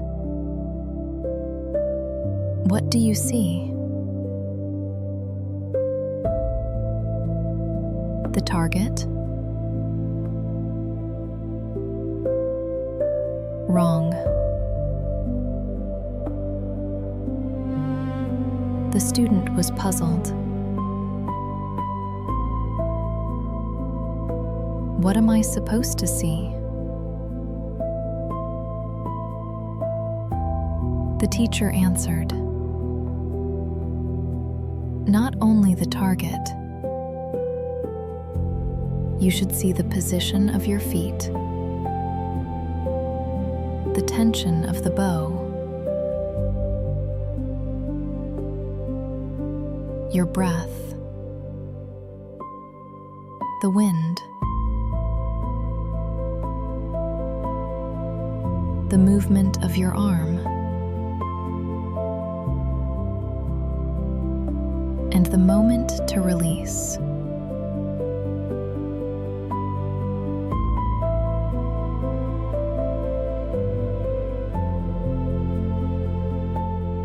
But isn't hitting the target the whole point? The point is preparing every moment before you release the arrow. This parable fits human thought too. We often look only at the outcome. I want to be happy. I want money. I want love. I want peace. And then we ask, why isn't anything happening? Because the outcome is the very last stage. Before it, there are countless small states. How do I sleep? How do I talk to myself? How do I make decisions? What do I read? Who do I spend time with? Where do I put my attention? What do I do when I'm afraid? How do I respond to failure? These things seem small, but a life is assembled out of exactly these small things. So, we've arrived at the central question. What can thoughts are material actually mean? Perhaps it can be expressed in 5 levels. The first level, attention. We notice what becomes significant. The second, emotion. Thoughts can shift our emotional state.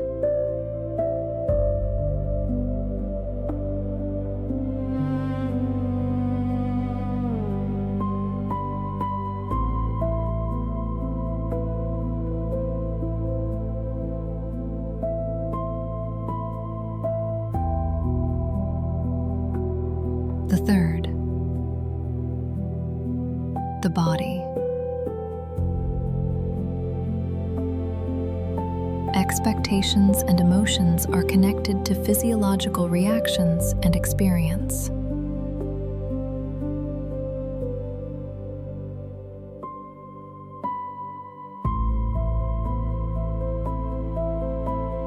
The fourth,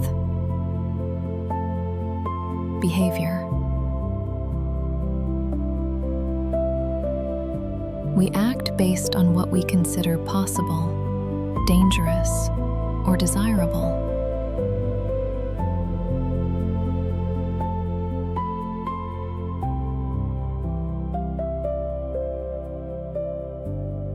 The fifth, consequences. Repeated behavior gradually changes the circumstances of our lives. That's already a very earthly chain. Thought, attention, state, action.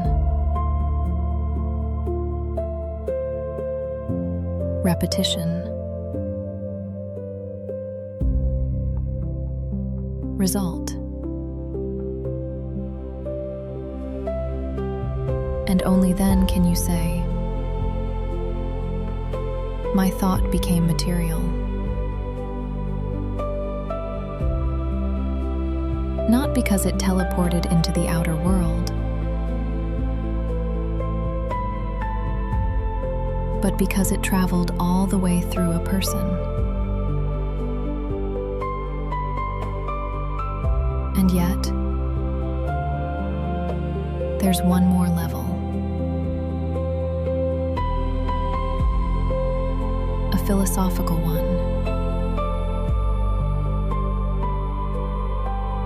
Not a scientific claim. A question. What if consciousness really does play a more fundamental role in the structure of reality than we currently understand? We don't know. Science hasn't finished the conversation about the nature of consciousness. Hasn't finished the conversation about subjective experience. Hasn't finished the philosophical questions connected to observation, measurement, and information. But not knowing isn't proof of anything. It's simply not knowing. And there's a kind of beauty in that. We can leave the door open without pretending we already know what's behind it. Sometimes the idea of the materiality of thought can start to feel heavy. A person starts thinking, what if I attract something bad? What if one frightening thought comes true? What if I'm to blame for what happened? Let's pause here.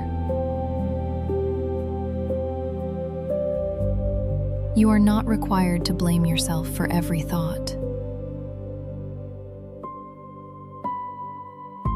A passing thought is not a wish. A wish is not an action.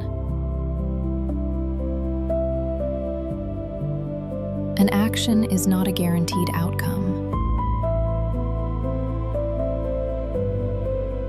And an event isn't always a consequence of your thinking.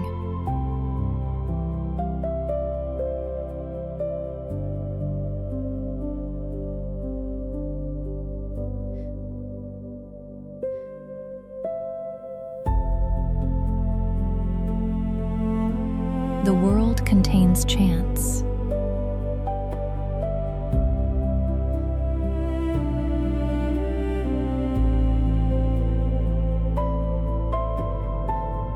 Other people's actions.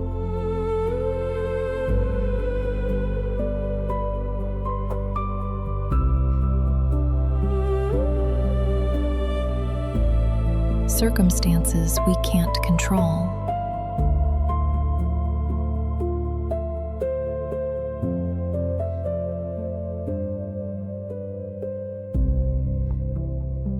So a mature view of the power of thought doesn't make a person guilty of everything. Quite the opposite. It hands back a small but genuine area of influence.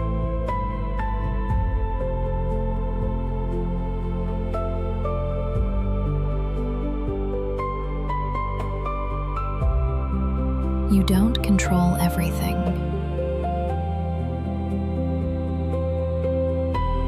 but you can control the next action.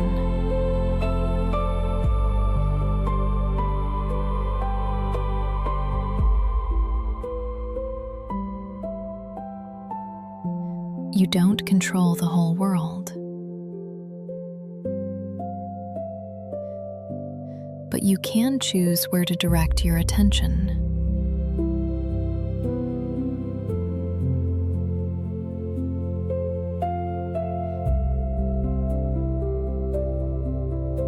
You don't choose every thought,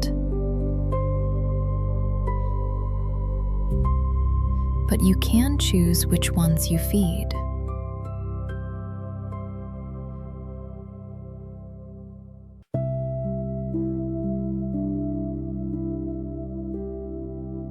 You can't guarantee the outcome, but you can create conditions that make certain outcomes more likely.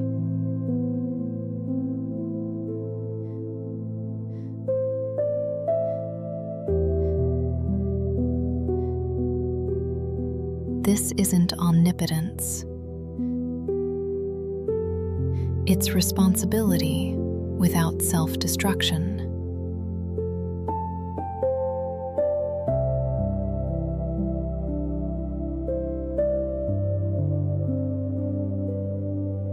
And now, if you're listening to this in the evening, you can try a small practice.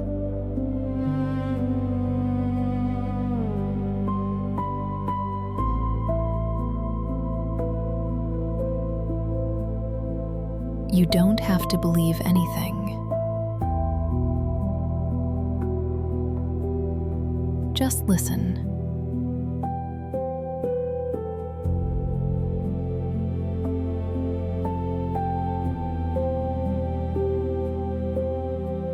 Close your eyes.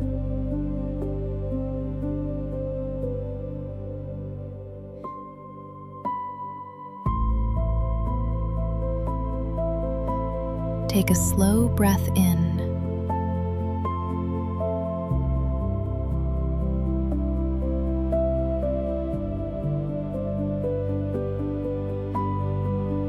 And a slow breath out.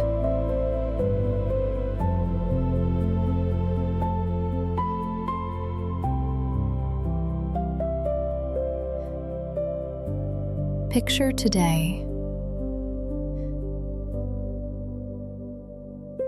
Not the whole day, just one moment. A moment that felt unpleasant.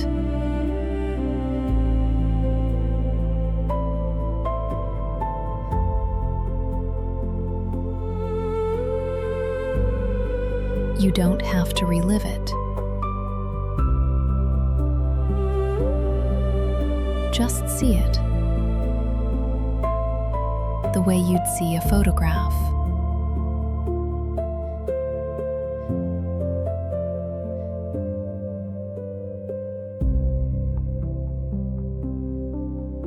Now ask yourself, what thought did I believe in that moment?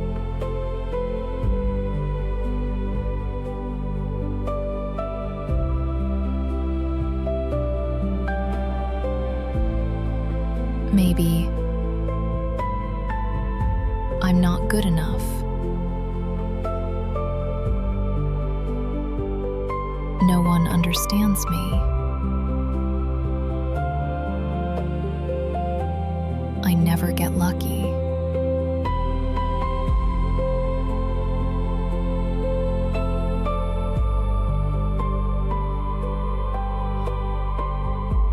I have to control everything.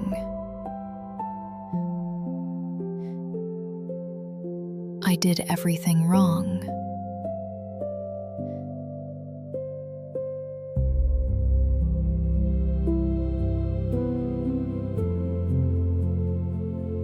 Don't argue with the thought. Just look at it.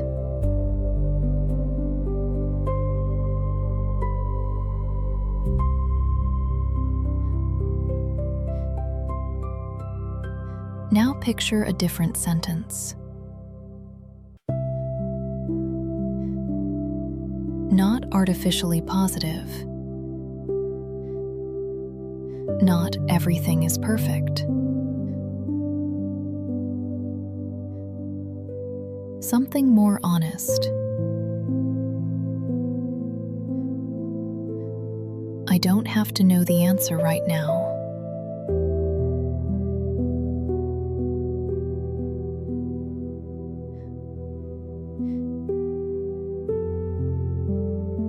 Breathe in again.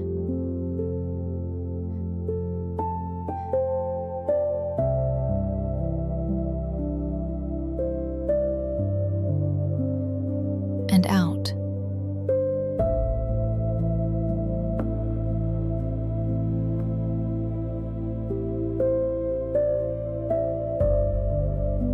Now picture tomorrow. Not the whole life. Just one morning.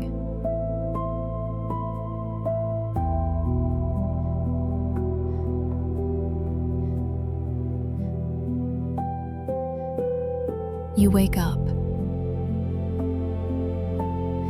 And before the first thought about problems arrives, one question appears. What actually matters today?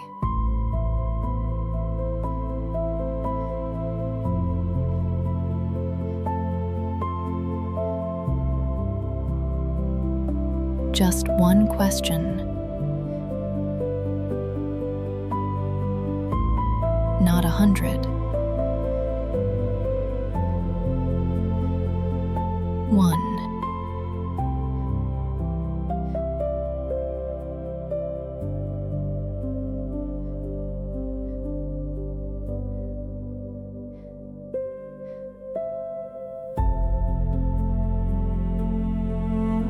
Now picture one small step.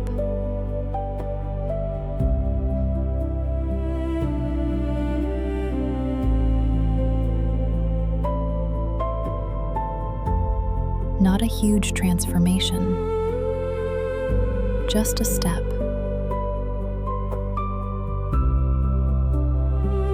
A call. A page. A walk. A conversation. Rest.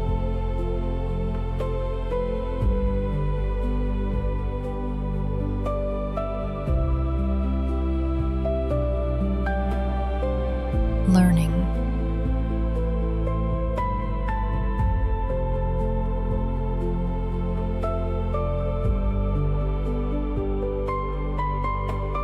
Work.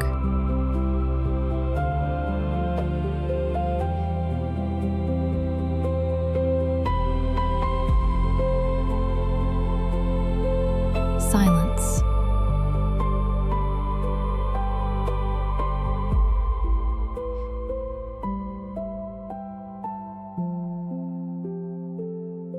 Forgiveness.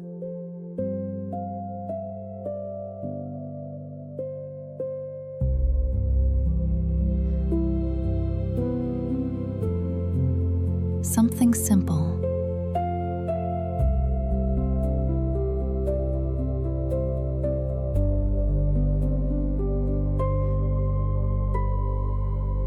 Now say to yourself quietly,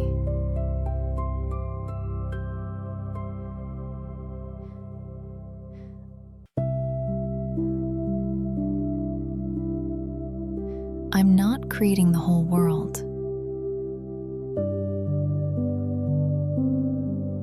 I'm creating my next moment of behavior.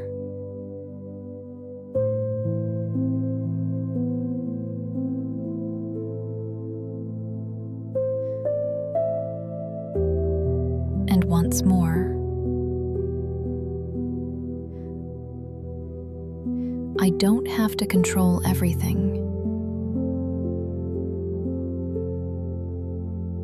It's enough to choose the next step.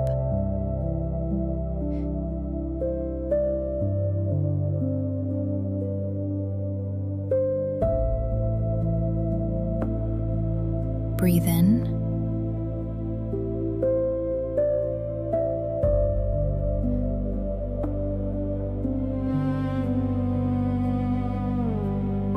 Breathe out.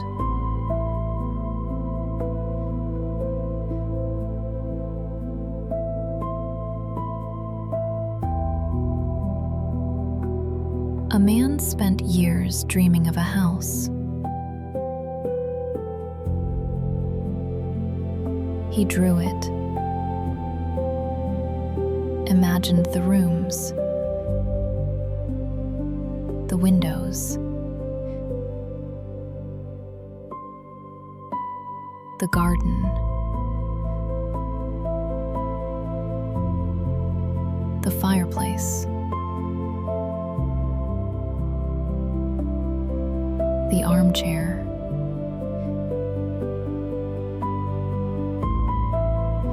but the house never appeared. One day he said, "So thoughts don't work."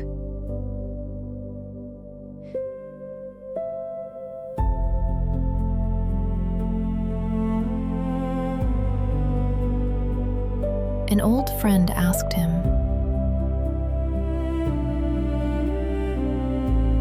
"And what did you do after having the thought?"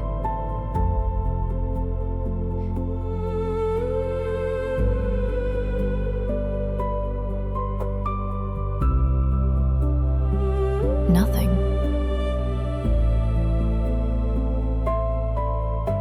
The friend smiled.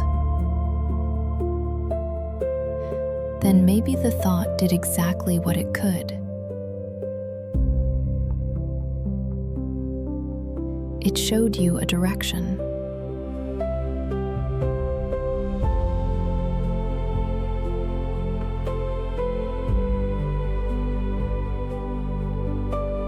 That's a very important image.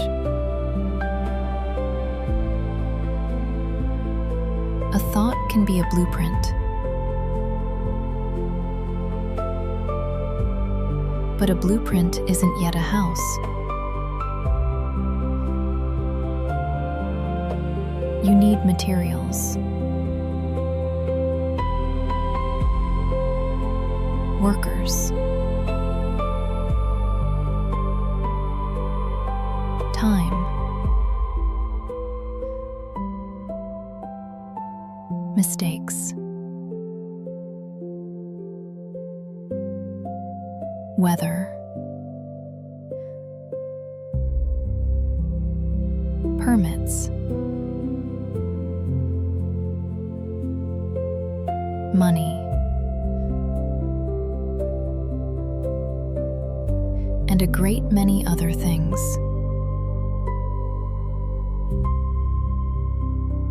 But without a blueprint, a house can only ever be built by accident.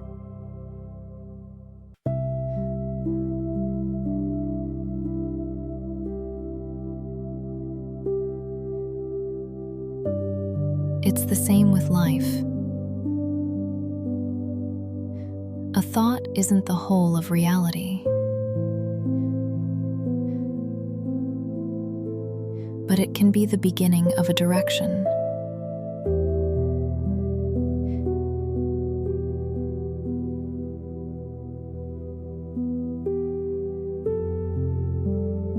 There's one question that can change a great deal. What kind of person am I becoming through what I repeat every day? Not what will I get, but who am I becoming?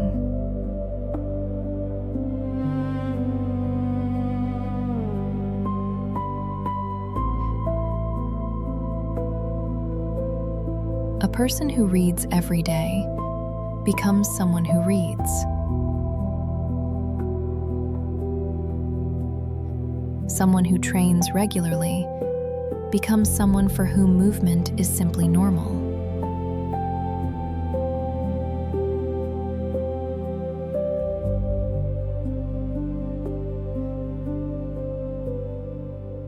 Someone who learns to speak calmly gradually becomes someone who can hold difficult conversations.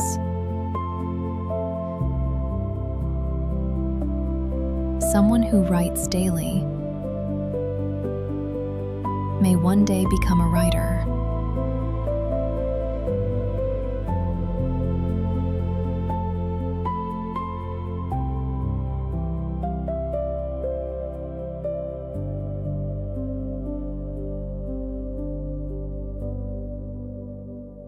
A change in identity doesn't always come through one enormous decision.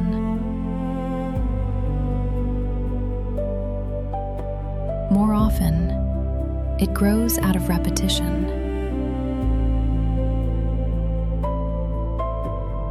And thought matters here too.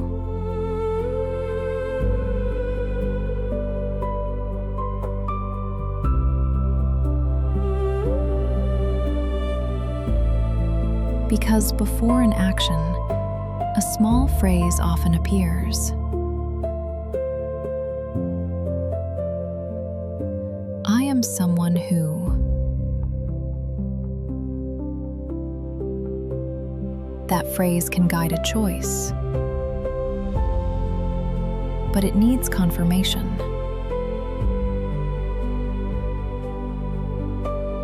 Not just saying, I'm disciplined, but taking a small action that confirms it.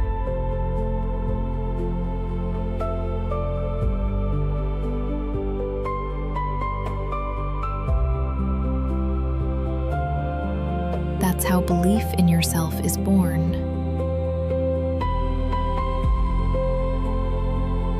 Not out of words, out of experience.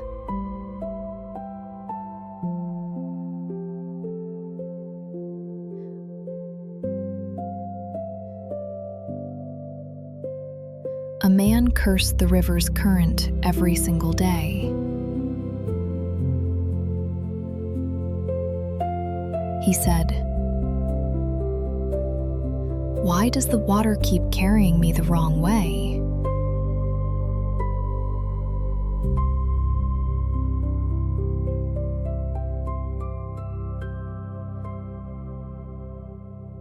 One day, an old man saw him. "Do you have an oar?" "I do."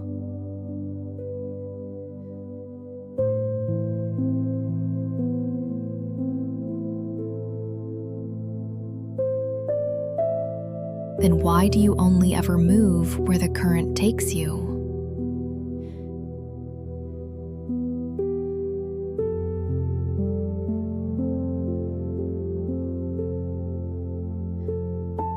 The man looked at the oar. He'd only ever used it when he wanted to change his whole direction all at once.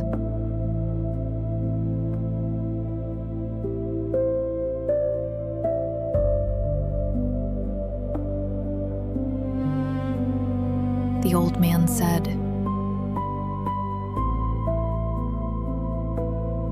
"Don't try to defeat the river.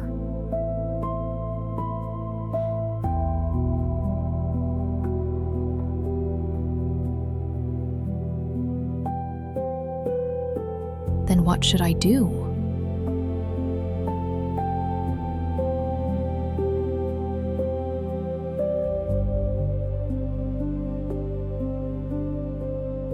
Every day, make a few calm strokes.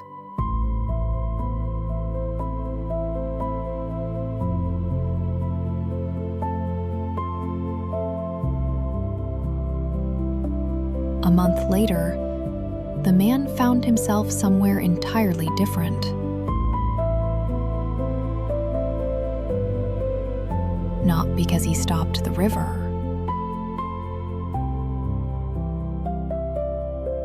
because small actions, repeated, had shifted his path.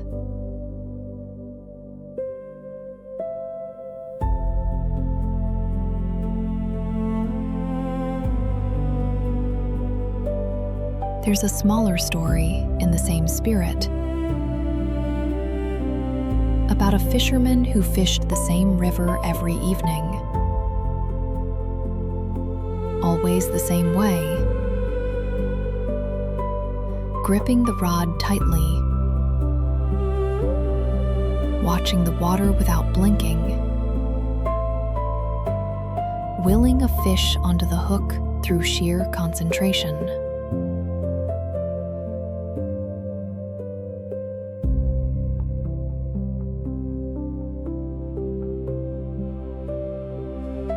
Some evenings he caught something.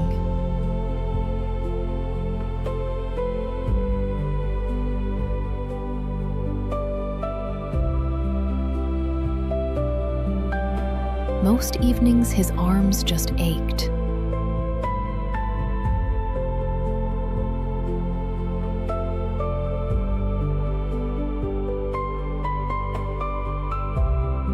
One evening, tired in a way he couldn't fight anymore, he let his grip go soft.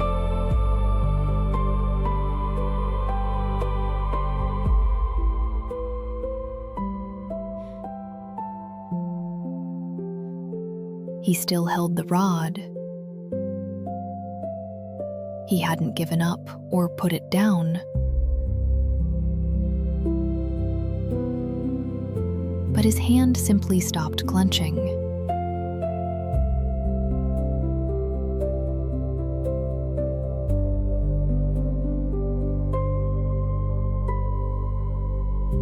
He let his eyes rest on the water instead of straining at it.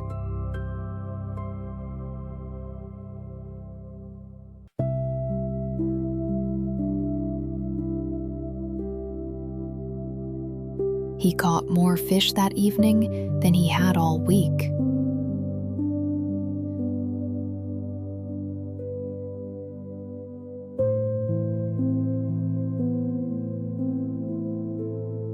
Not because the river changed,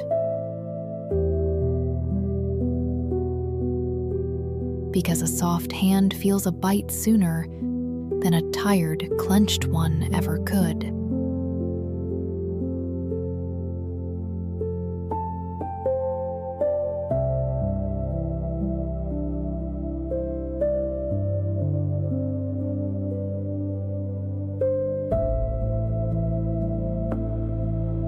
Perhaps this is one of the better images for everything we've been talking about tonight.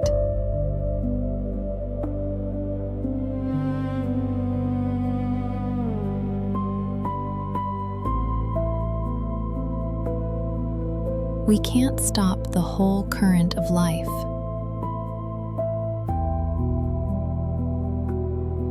But we can turn the boat a little.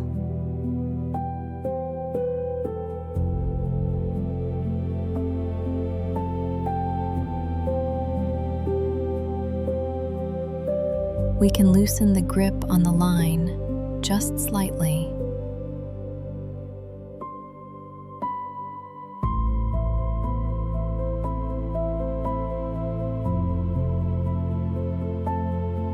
And sometimes that's enough.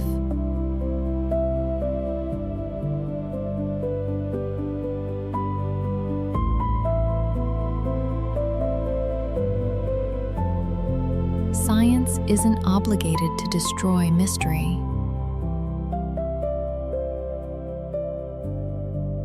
Quite the opposite.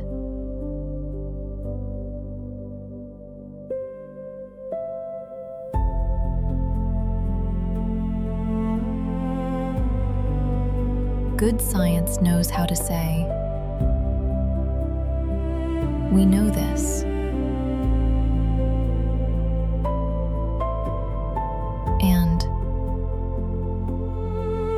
We don't know that yet.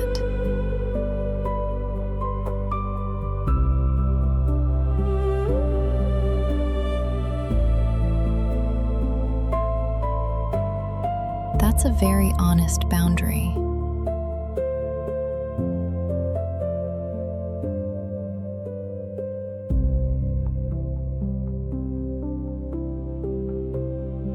We know that expectations can shape human experience. We know attention shapes perception.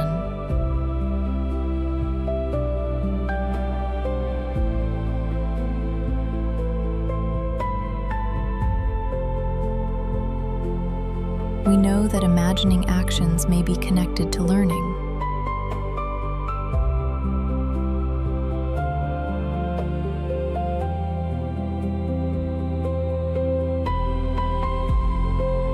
We know that placebo and nocebo demonstrate a real influence of context and expectation on certain physiological and subjective processes.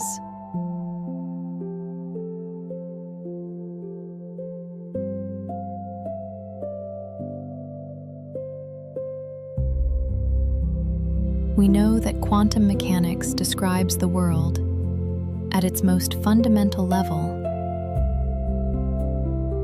with astonishing probabilistic and measurement-related properties.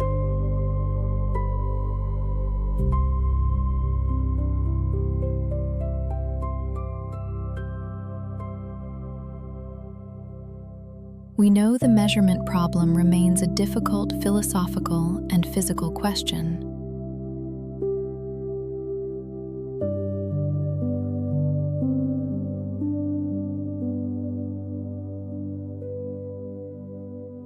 But we don't know that a human thought can rewrite the outer world at will without the mediation of ordinary physical mechanisms.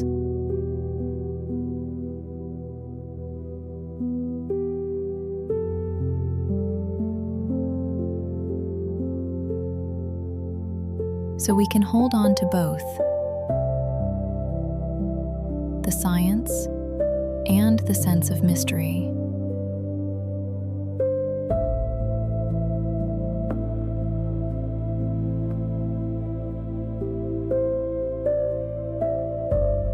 We don't have to choose between magic and cold materialism.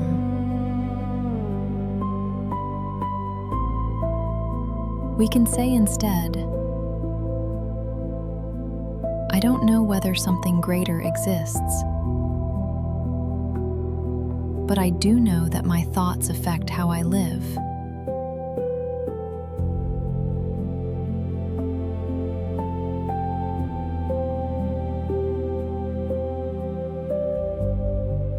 And that's already enough.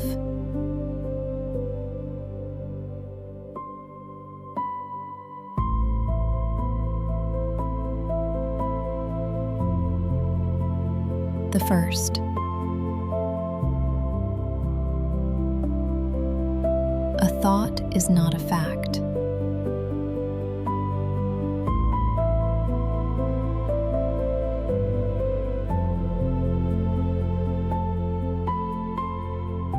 The second. Attention can be trained.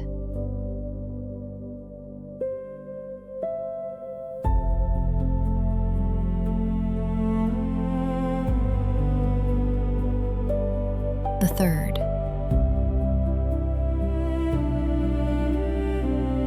Expectation can shape perception and behavior.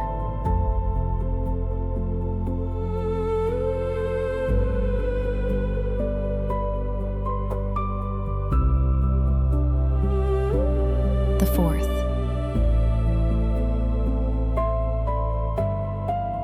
A dream grows stronger when it's joined with action.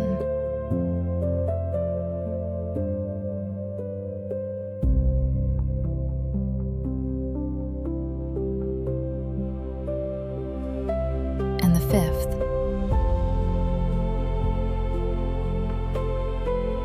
I don't have to control the whole world to change my life.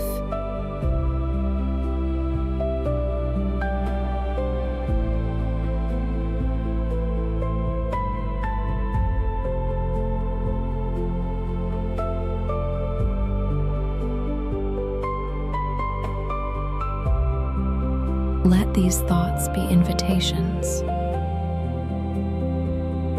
not orders.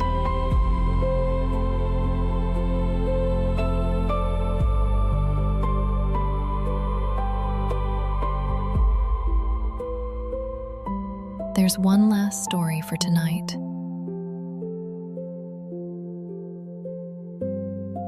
An old man sits by a lake.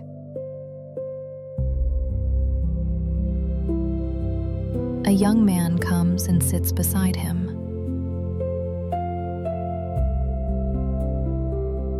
"Teacher," he asks, "do thoughts really create reality?"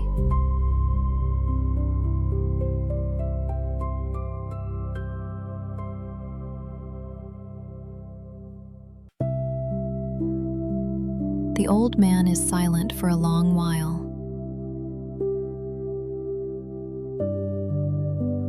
Then he picks up a small stone,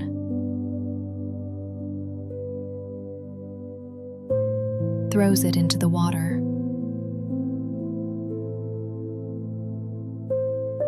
Ripples appear.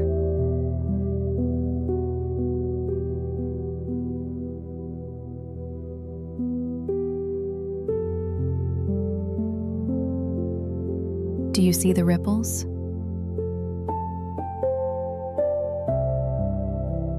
Yes.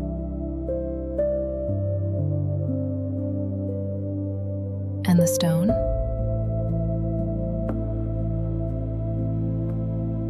It's already sunk.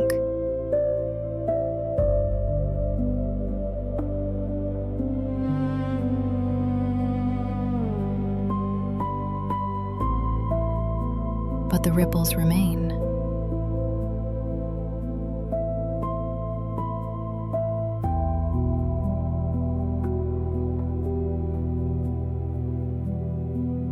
The old man falls silent again.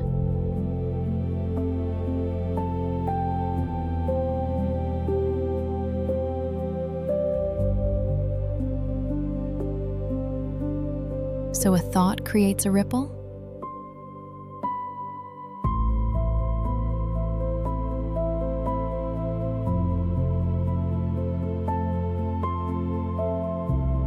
Sometimes.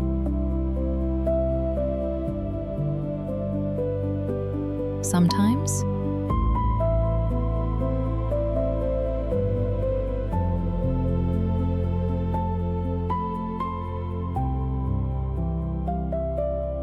Sometimes a thought stays only a thought.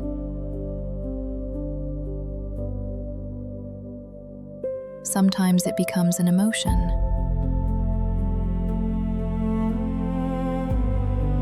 Sometimes a decision.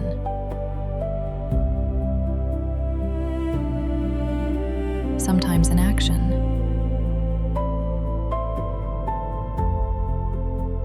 Sometimes a habit.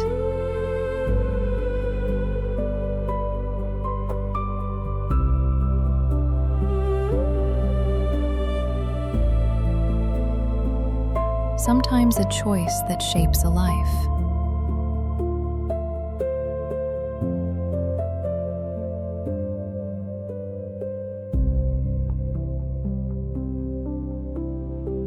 The young man asked,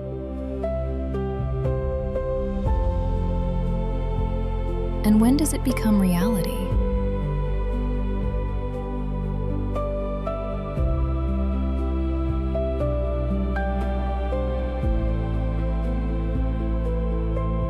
The old man looked at the water.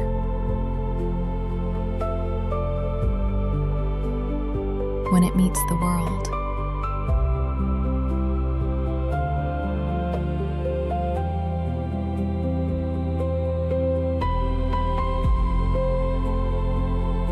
So I can create anything?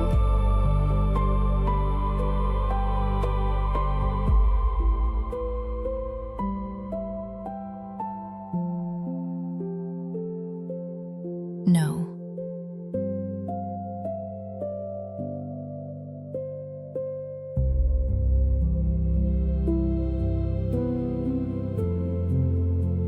Then what can I do?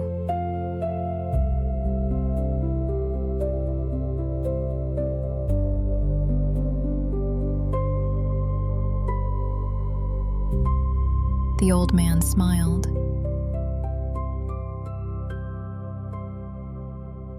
You can throw the next stone.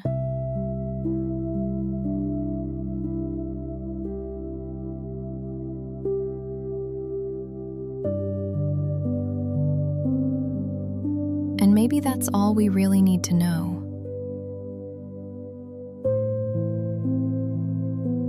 Not that we can create everything, but that we aren't powerless in the face of everything either. Between a thought and a fate, there's an enormous world.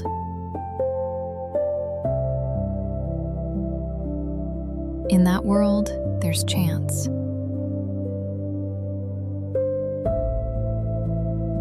There are other people.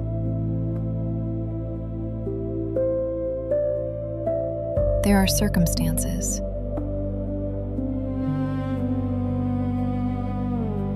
There are mistakes.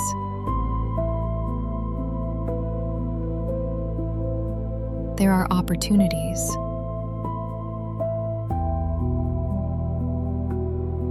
There is time.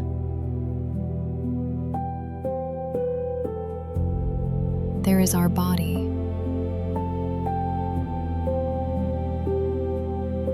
There is society.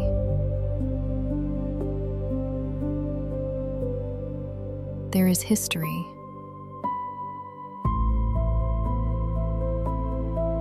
There is nature.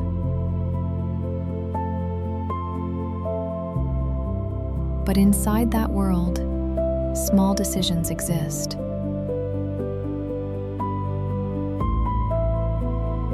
And each decision can become the start of the next one.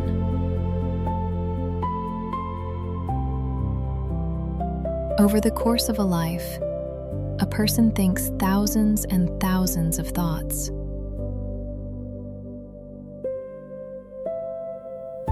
Some are forgotten within a second.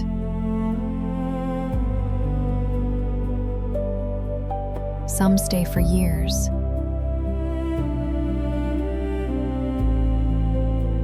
Some become beliefs.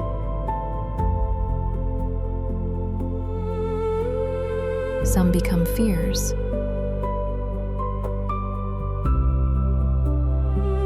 Some become dreams.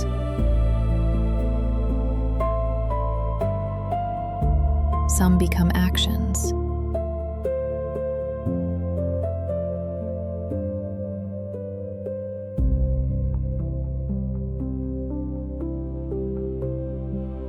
And some, one day, become part of who we are.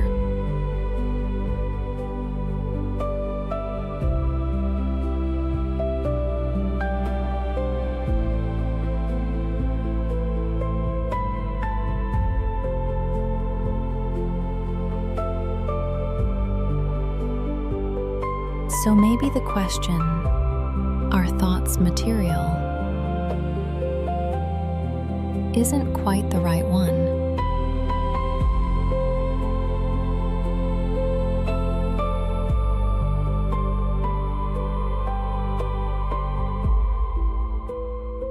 It's far more interesting to ask, what happens to me when I keep thinking the same way, over and over?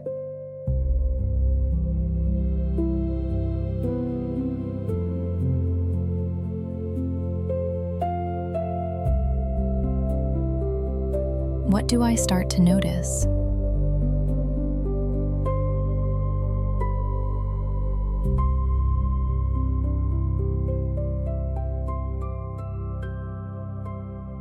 What do I start avoiding?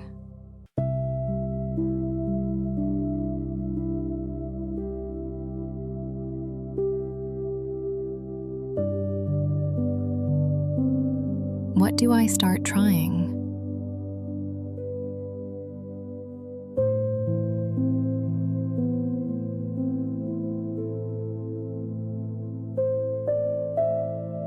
What do I stop trying?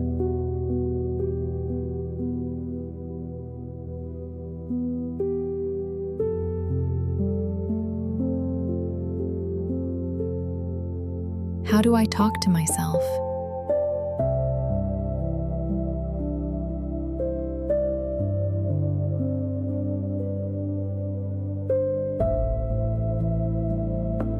How do I treat others?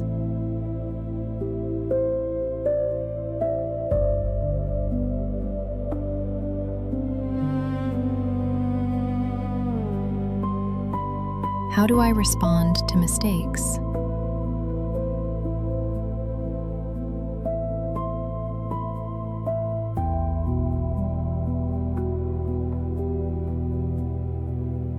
What kind of future do I see for myself?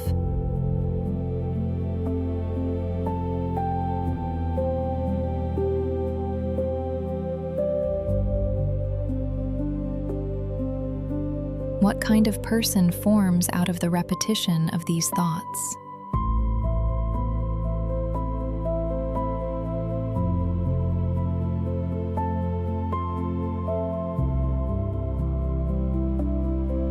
And here, unexpectedly,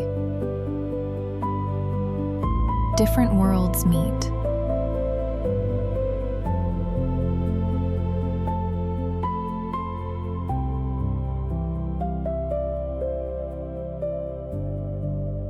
Psychology,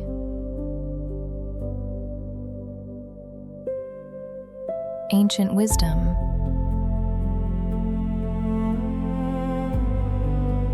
neuroscience,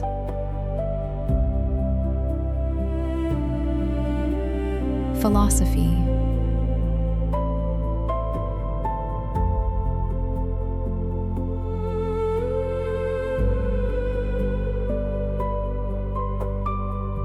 even the questions of quantum physics.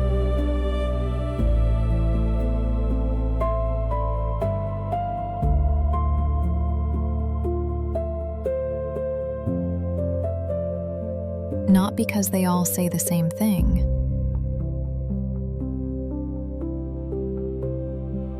They don't.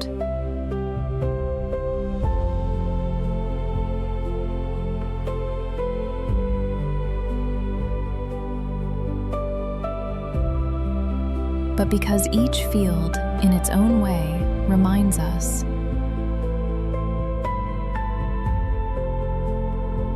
reality is more complex than a first impression.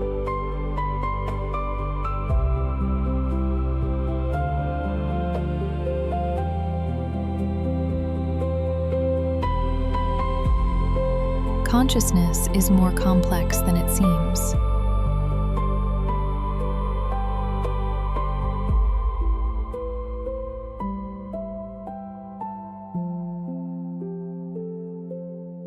Perception is not the same as the world.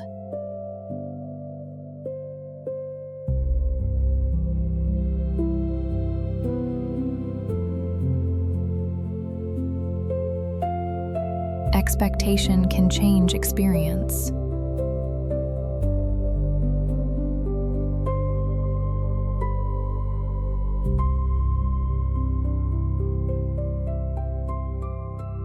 Attention has power.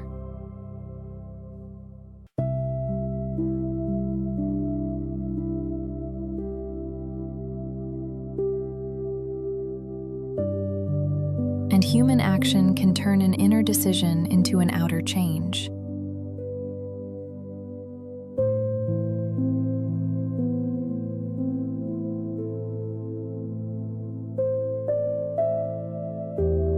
Now bring your attention back to your breath.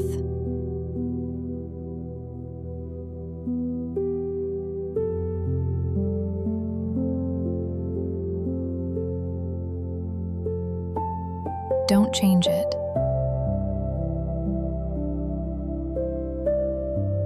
Just notice it.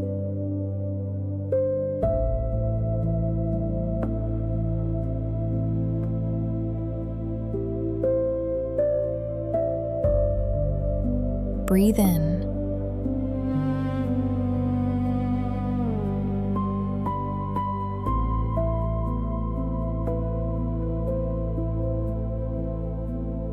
Breathe out.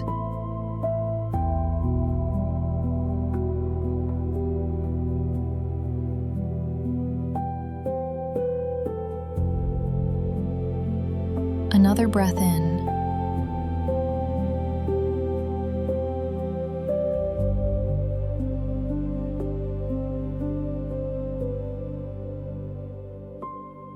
And out.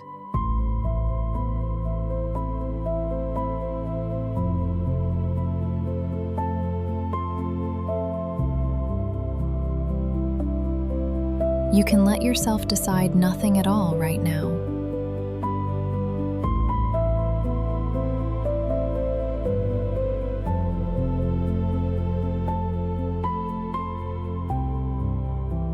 You don't need to build a new life tonight.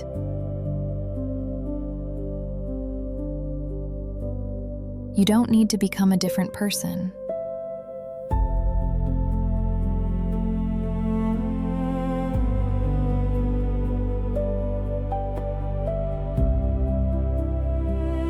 You don't need to force your thoughts to be beautiful.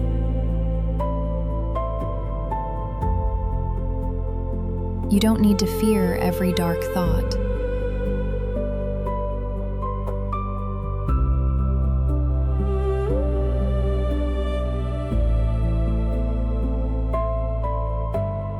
Let them come.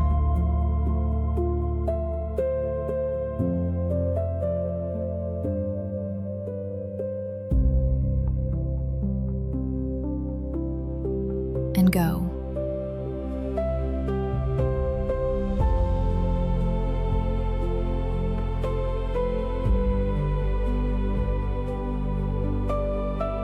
Like clouds.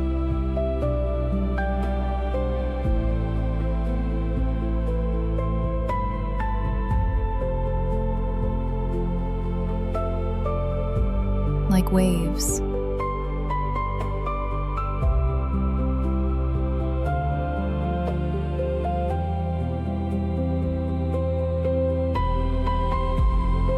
Like wind.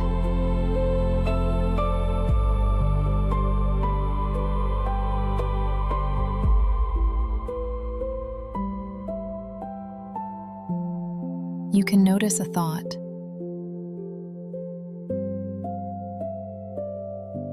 Without becoming it.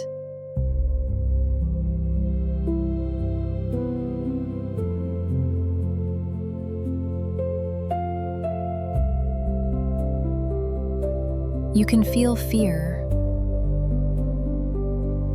without letting it make every decision.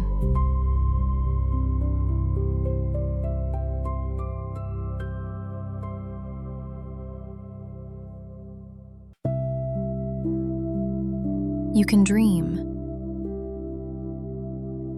while still remembering reality.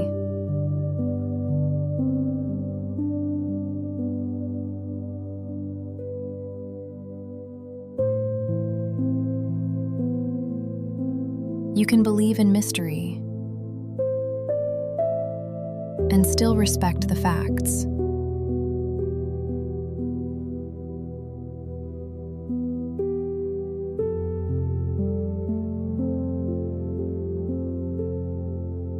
You cannot know the answer,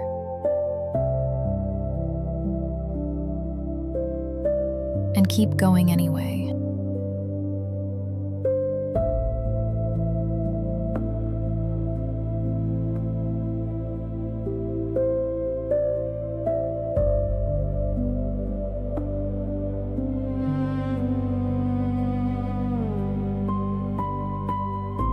Maybe thoughts don't create the universe on command.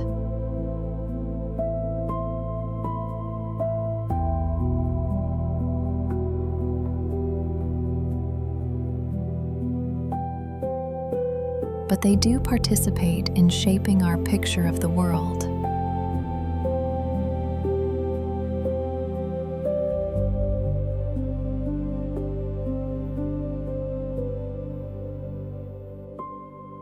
And that picture shapes decisions.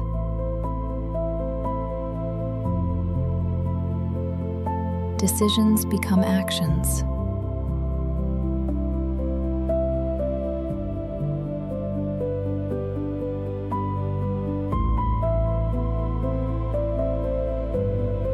Actions repeat.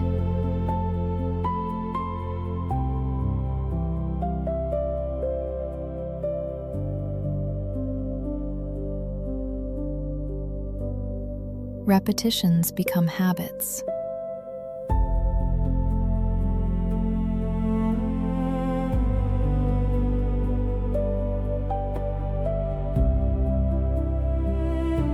Habits form character.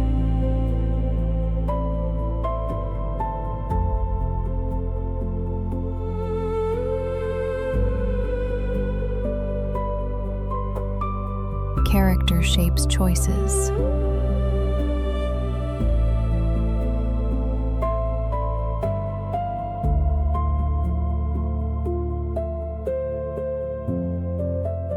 And choices, over months and years, become the story of a life.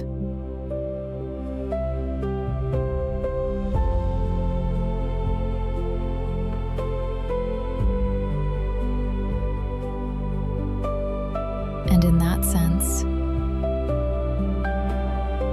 yes, thoughts hold a kind of material force.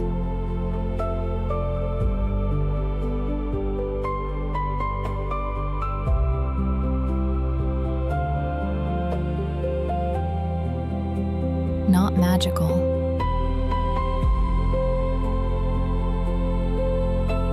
not limitless,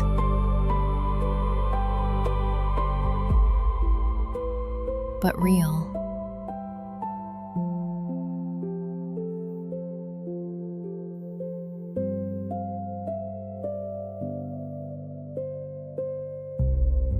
Quiet.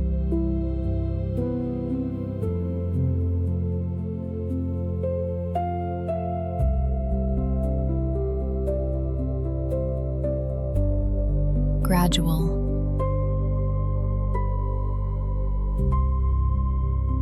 Almost unnoticeable.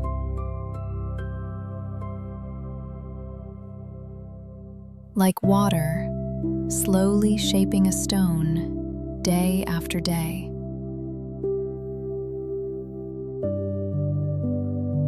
Like a root, slowly working its way through the earth.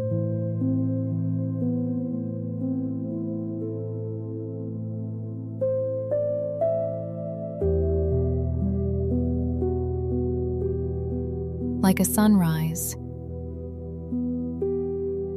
almost impossible to tell apart from darkness at first.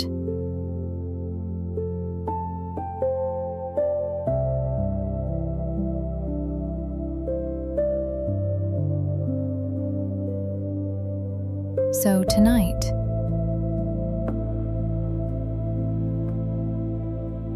choose one thought.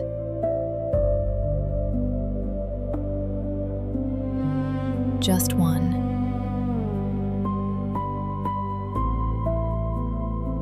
Not 10.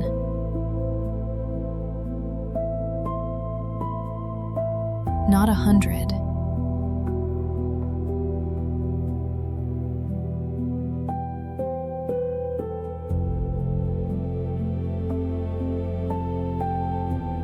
One.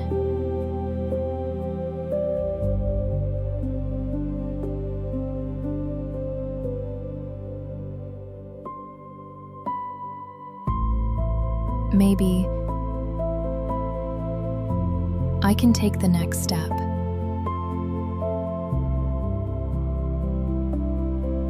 Or I'm allowed to rest.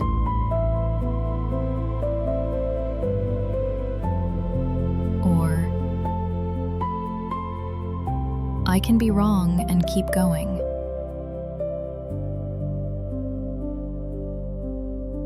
Or I don't have to control everything.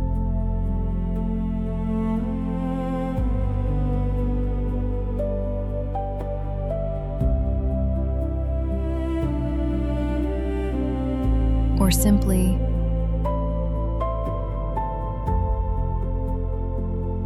I am here.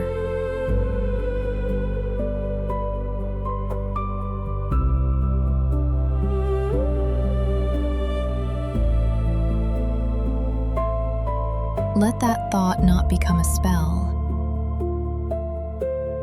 Let it become a direction.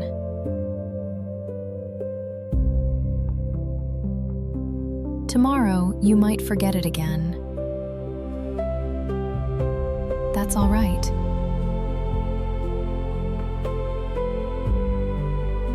Remember it once more. Then again.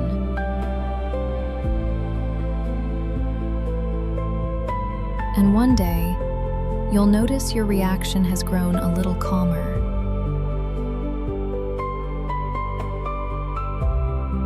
Your attention a little steadier. Your decisions a little clearer.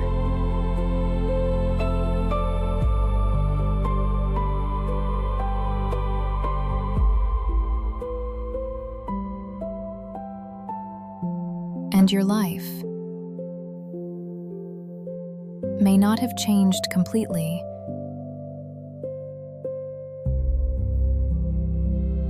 but you'll have begun living inside it a little differently.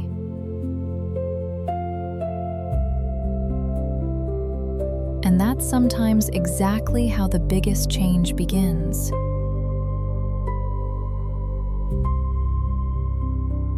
Not loudly, not suddenly,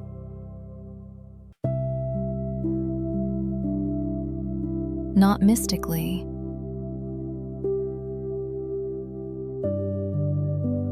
Quietly.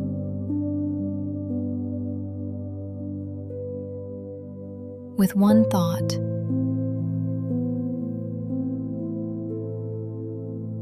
One breath.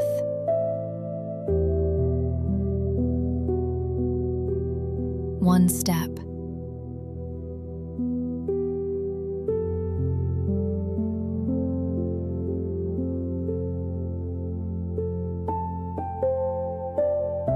And now, let everything else wait.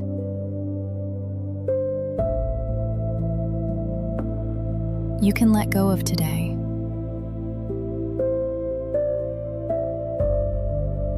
Not fix it. Not analyze it.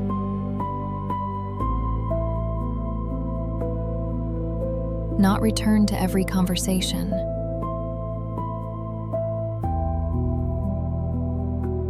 Not search for the perfect solution.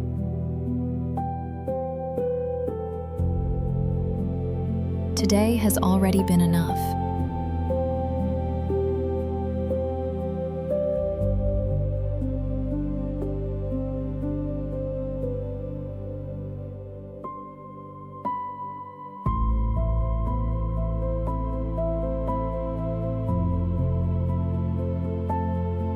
Picture a still lake.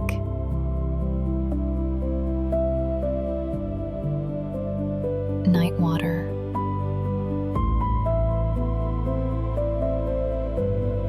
Trees standing around it.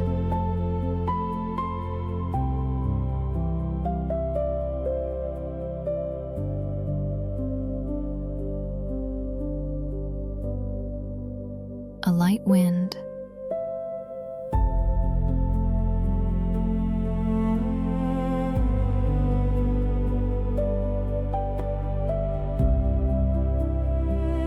Somewhere far off, leaves rustle.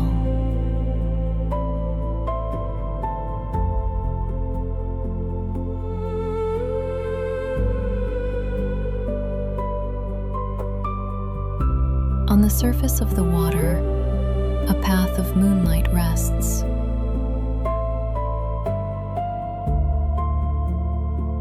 It moves gently with the ripples.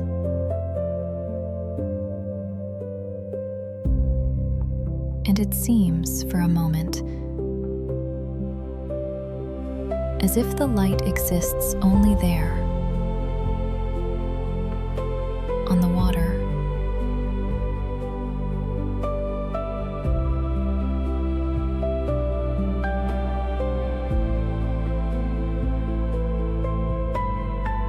But if you look closer,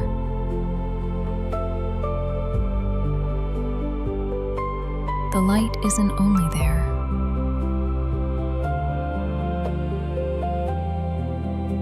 It's a reflection.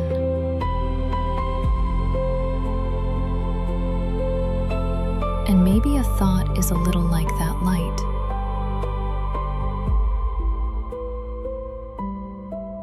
It doesn't have to be the whole world.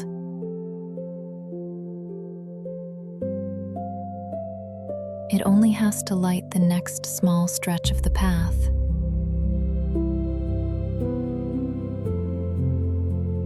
The next few steps.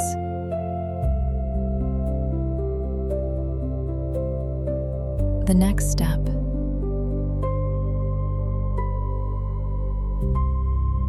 The next morning.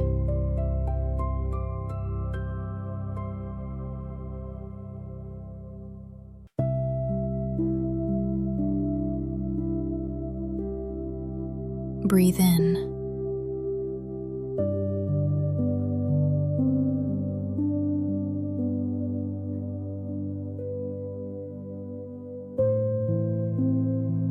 Breathe out.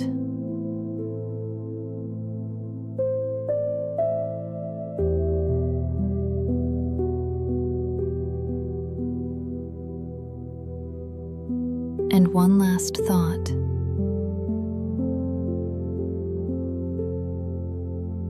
I don't need to know the whole road. I only need to see the next step.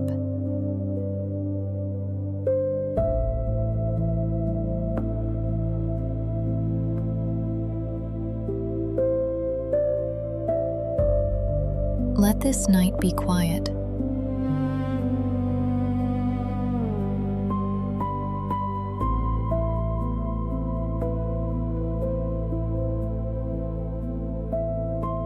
Let the mind grow still.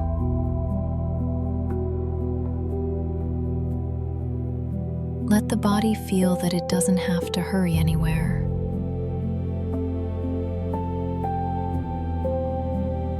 And whatever questions still have no answer can wait until tomorrow.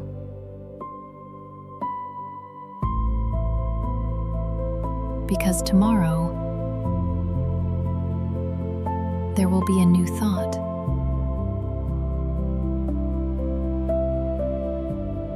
A new choice.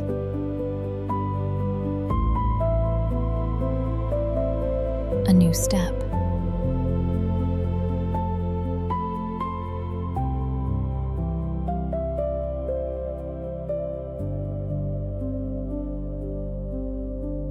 And maybe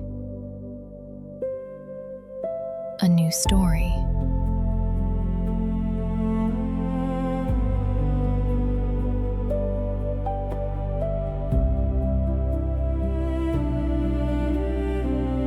Sleep well.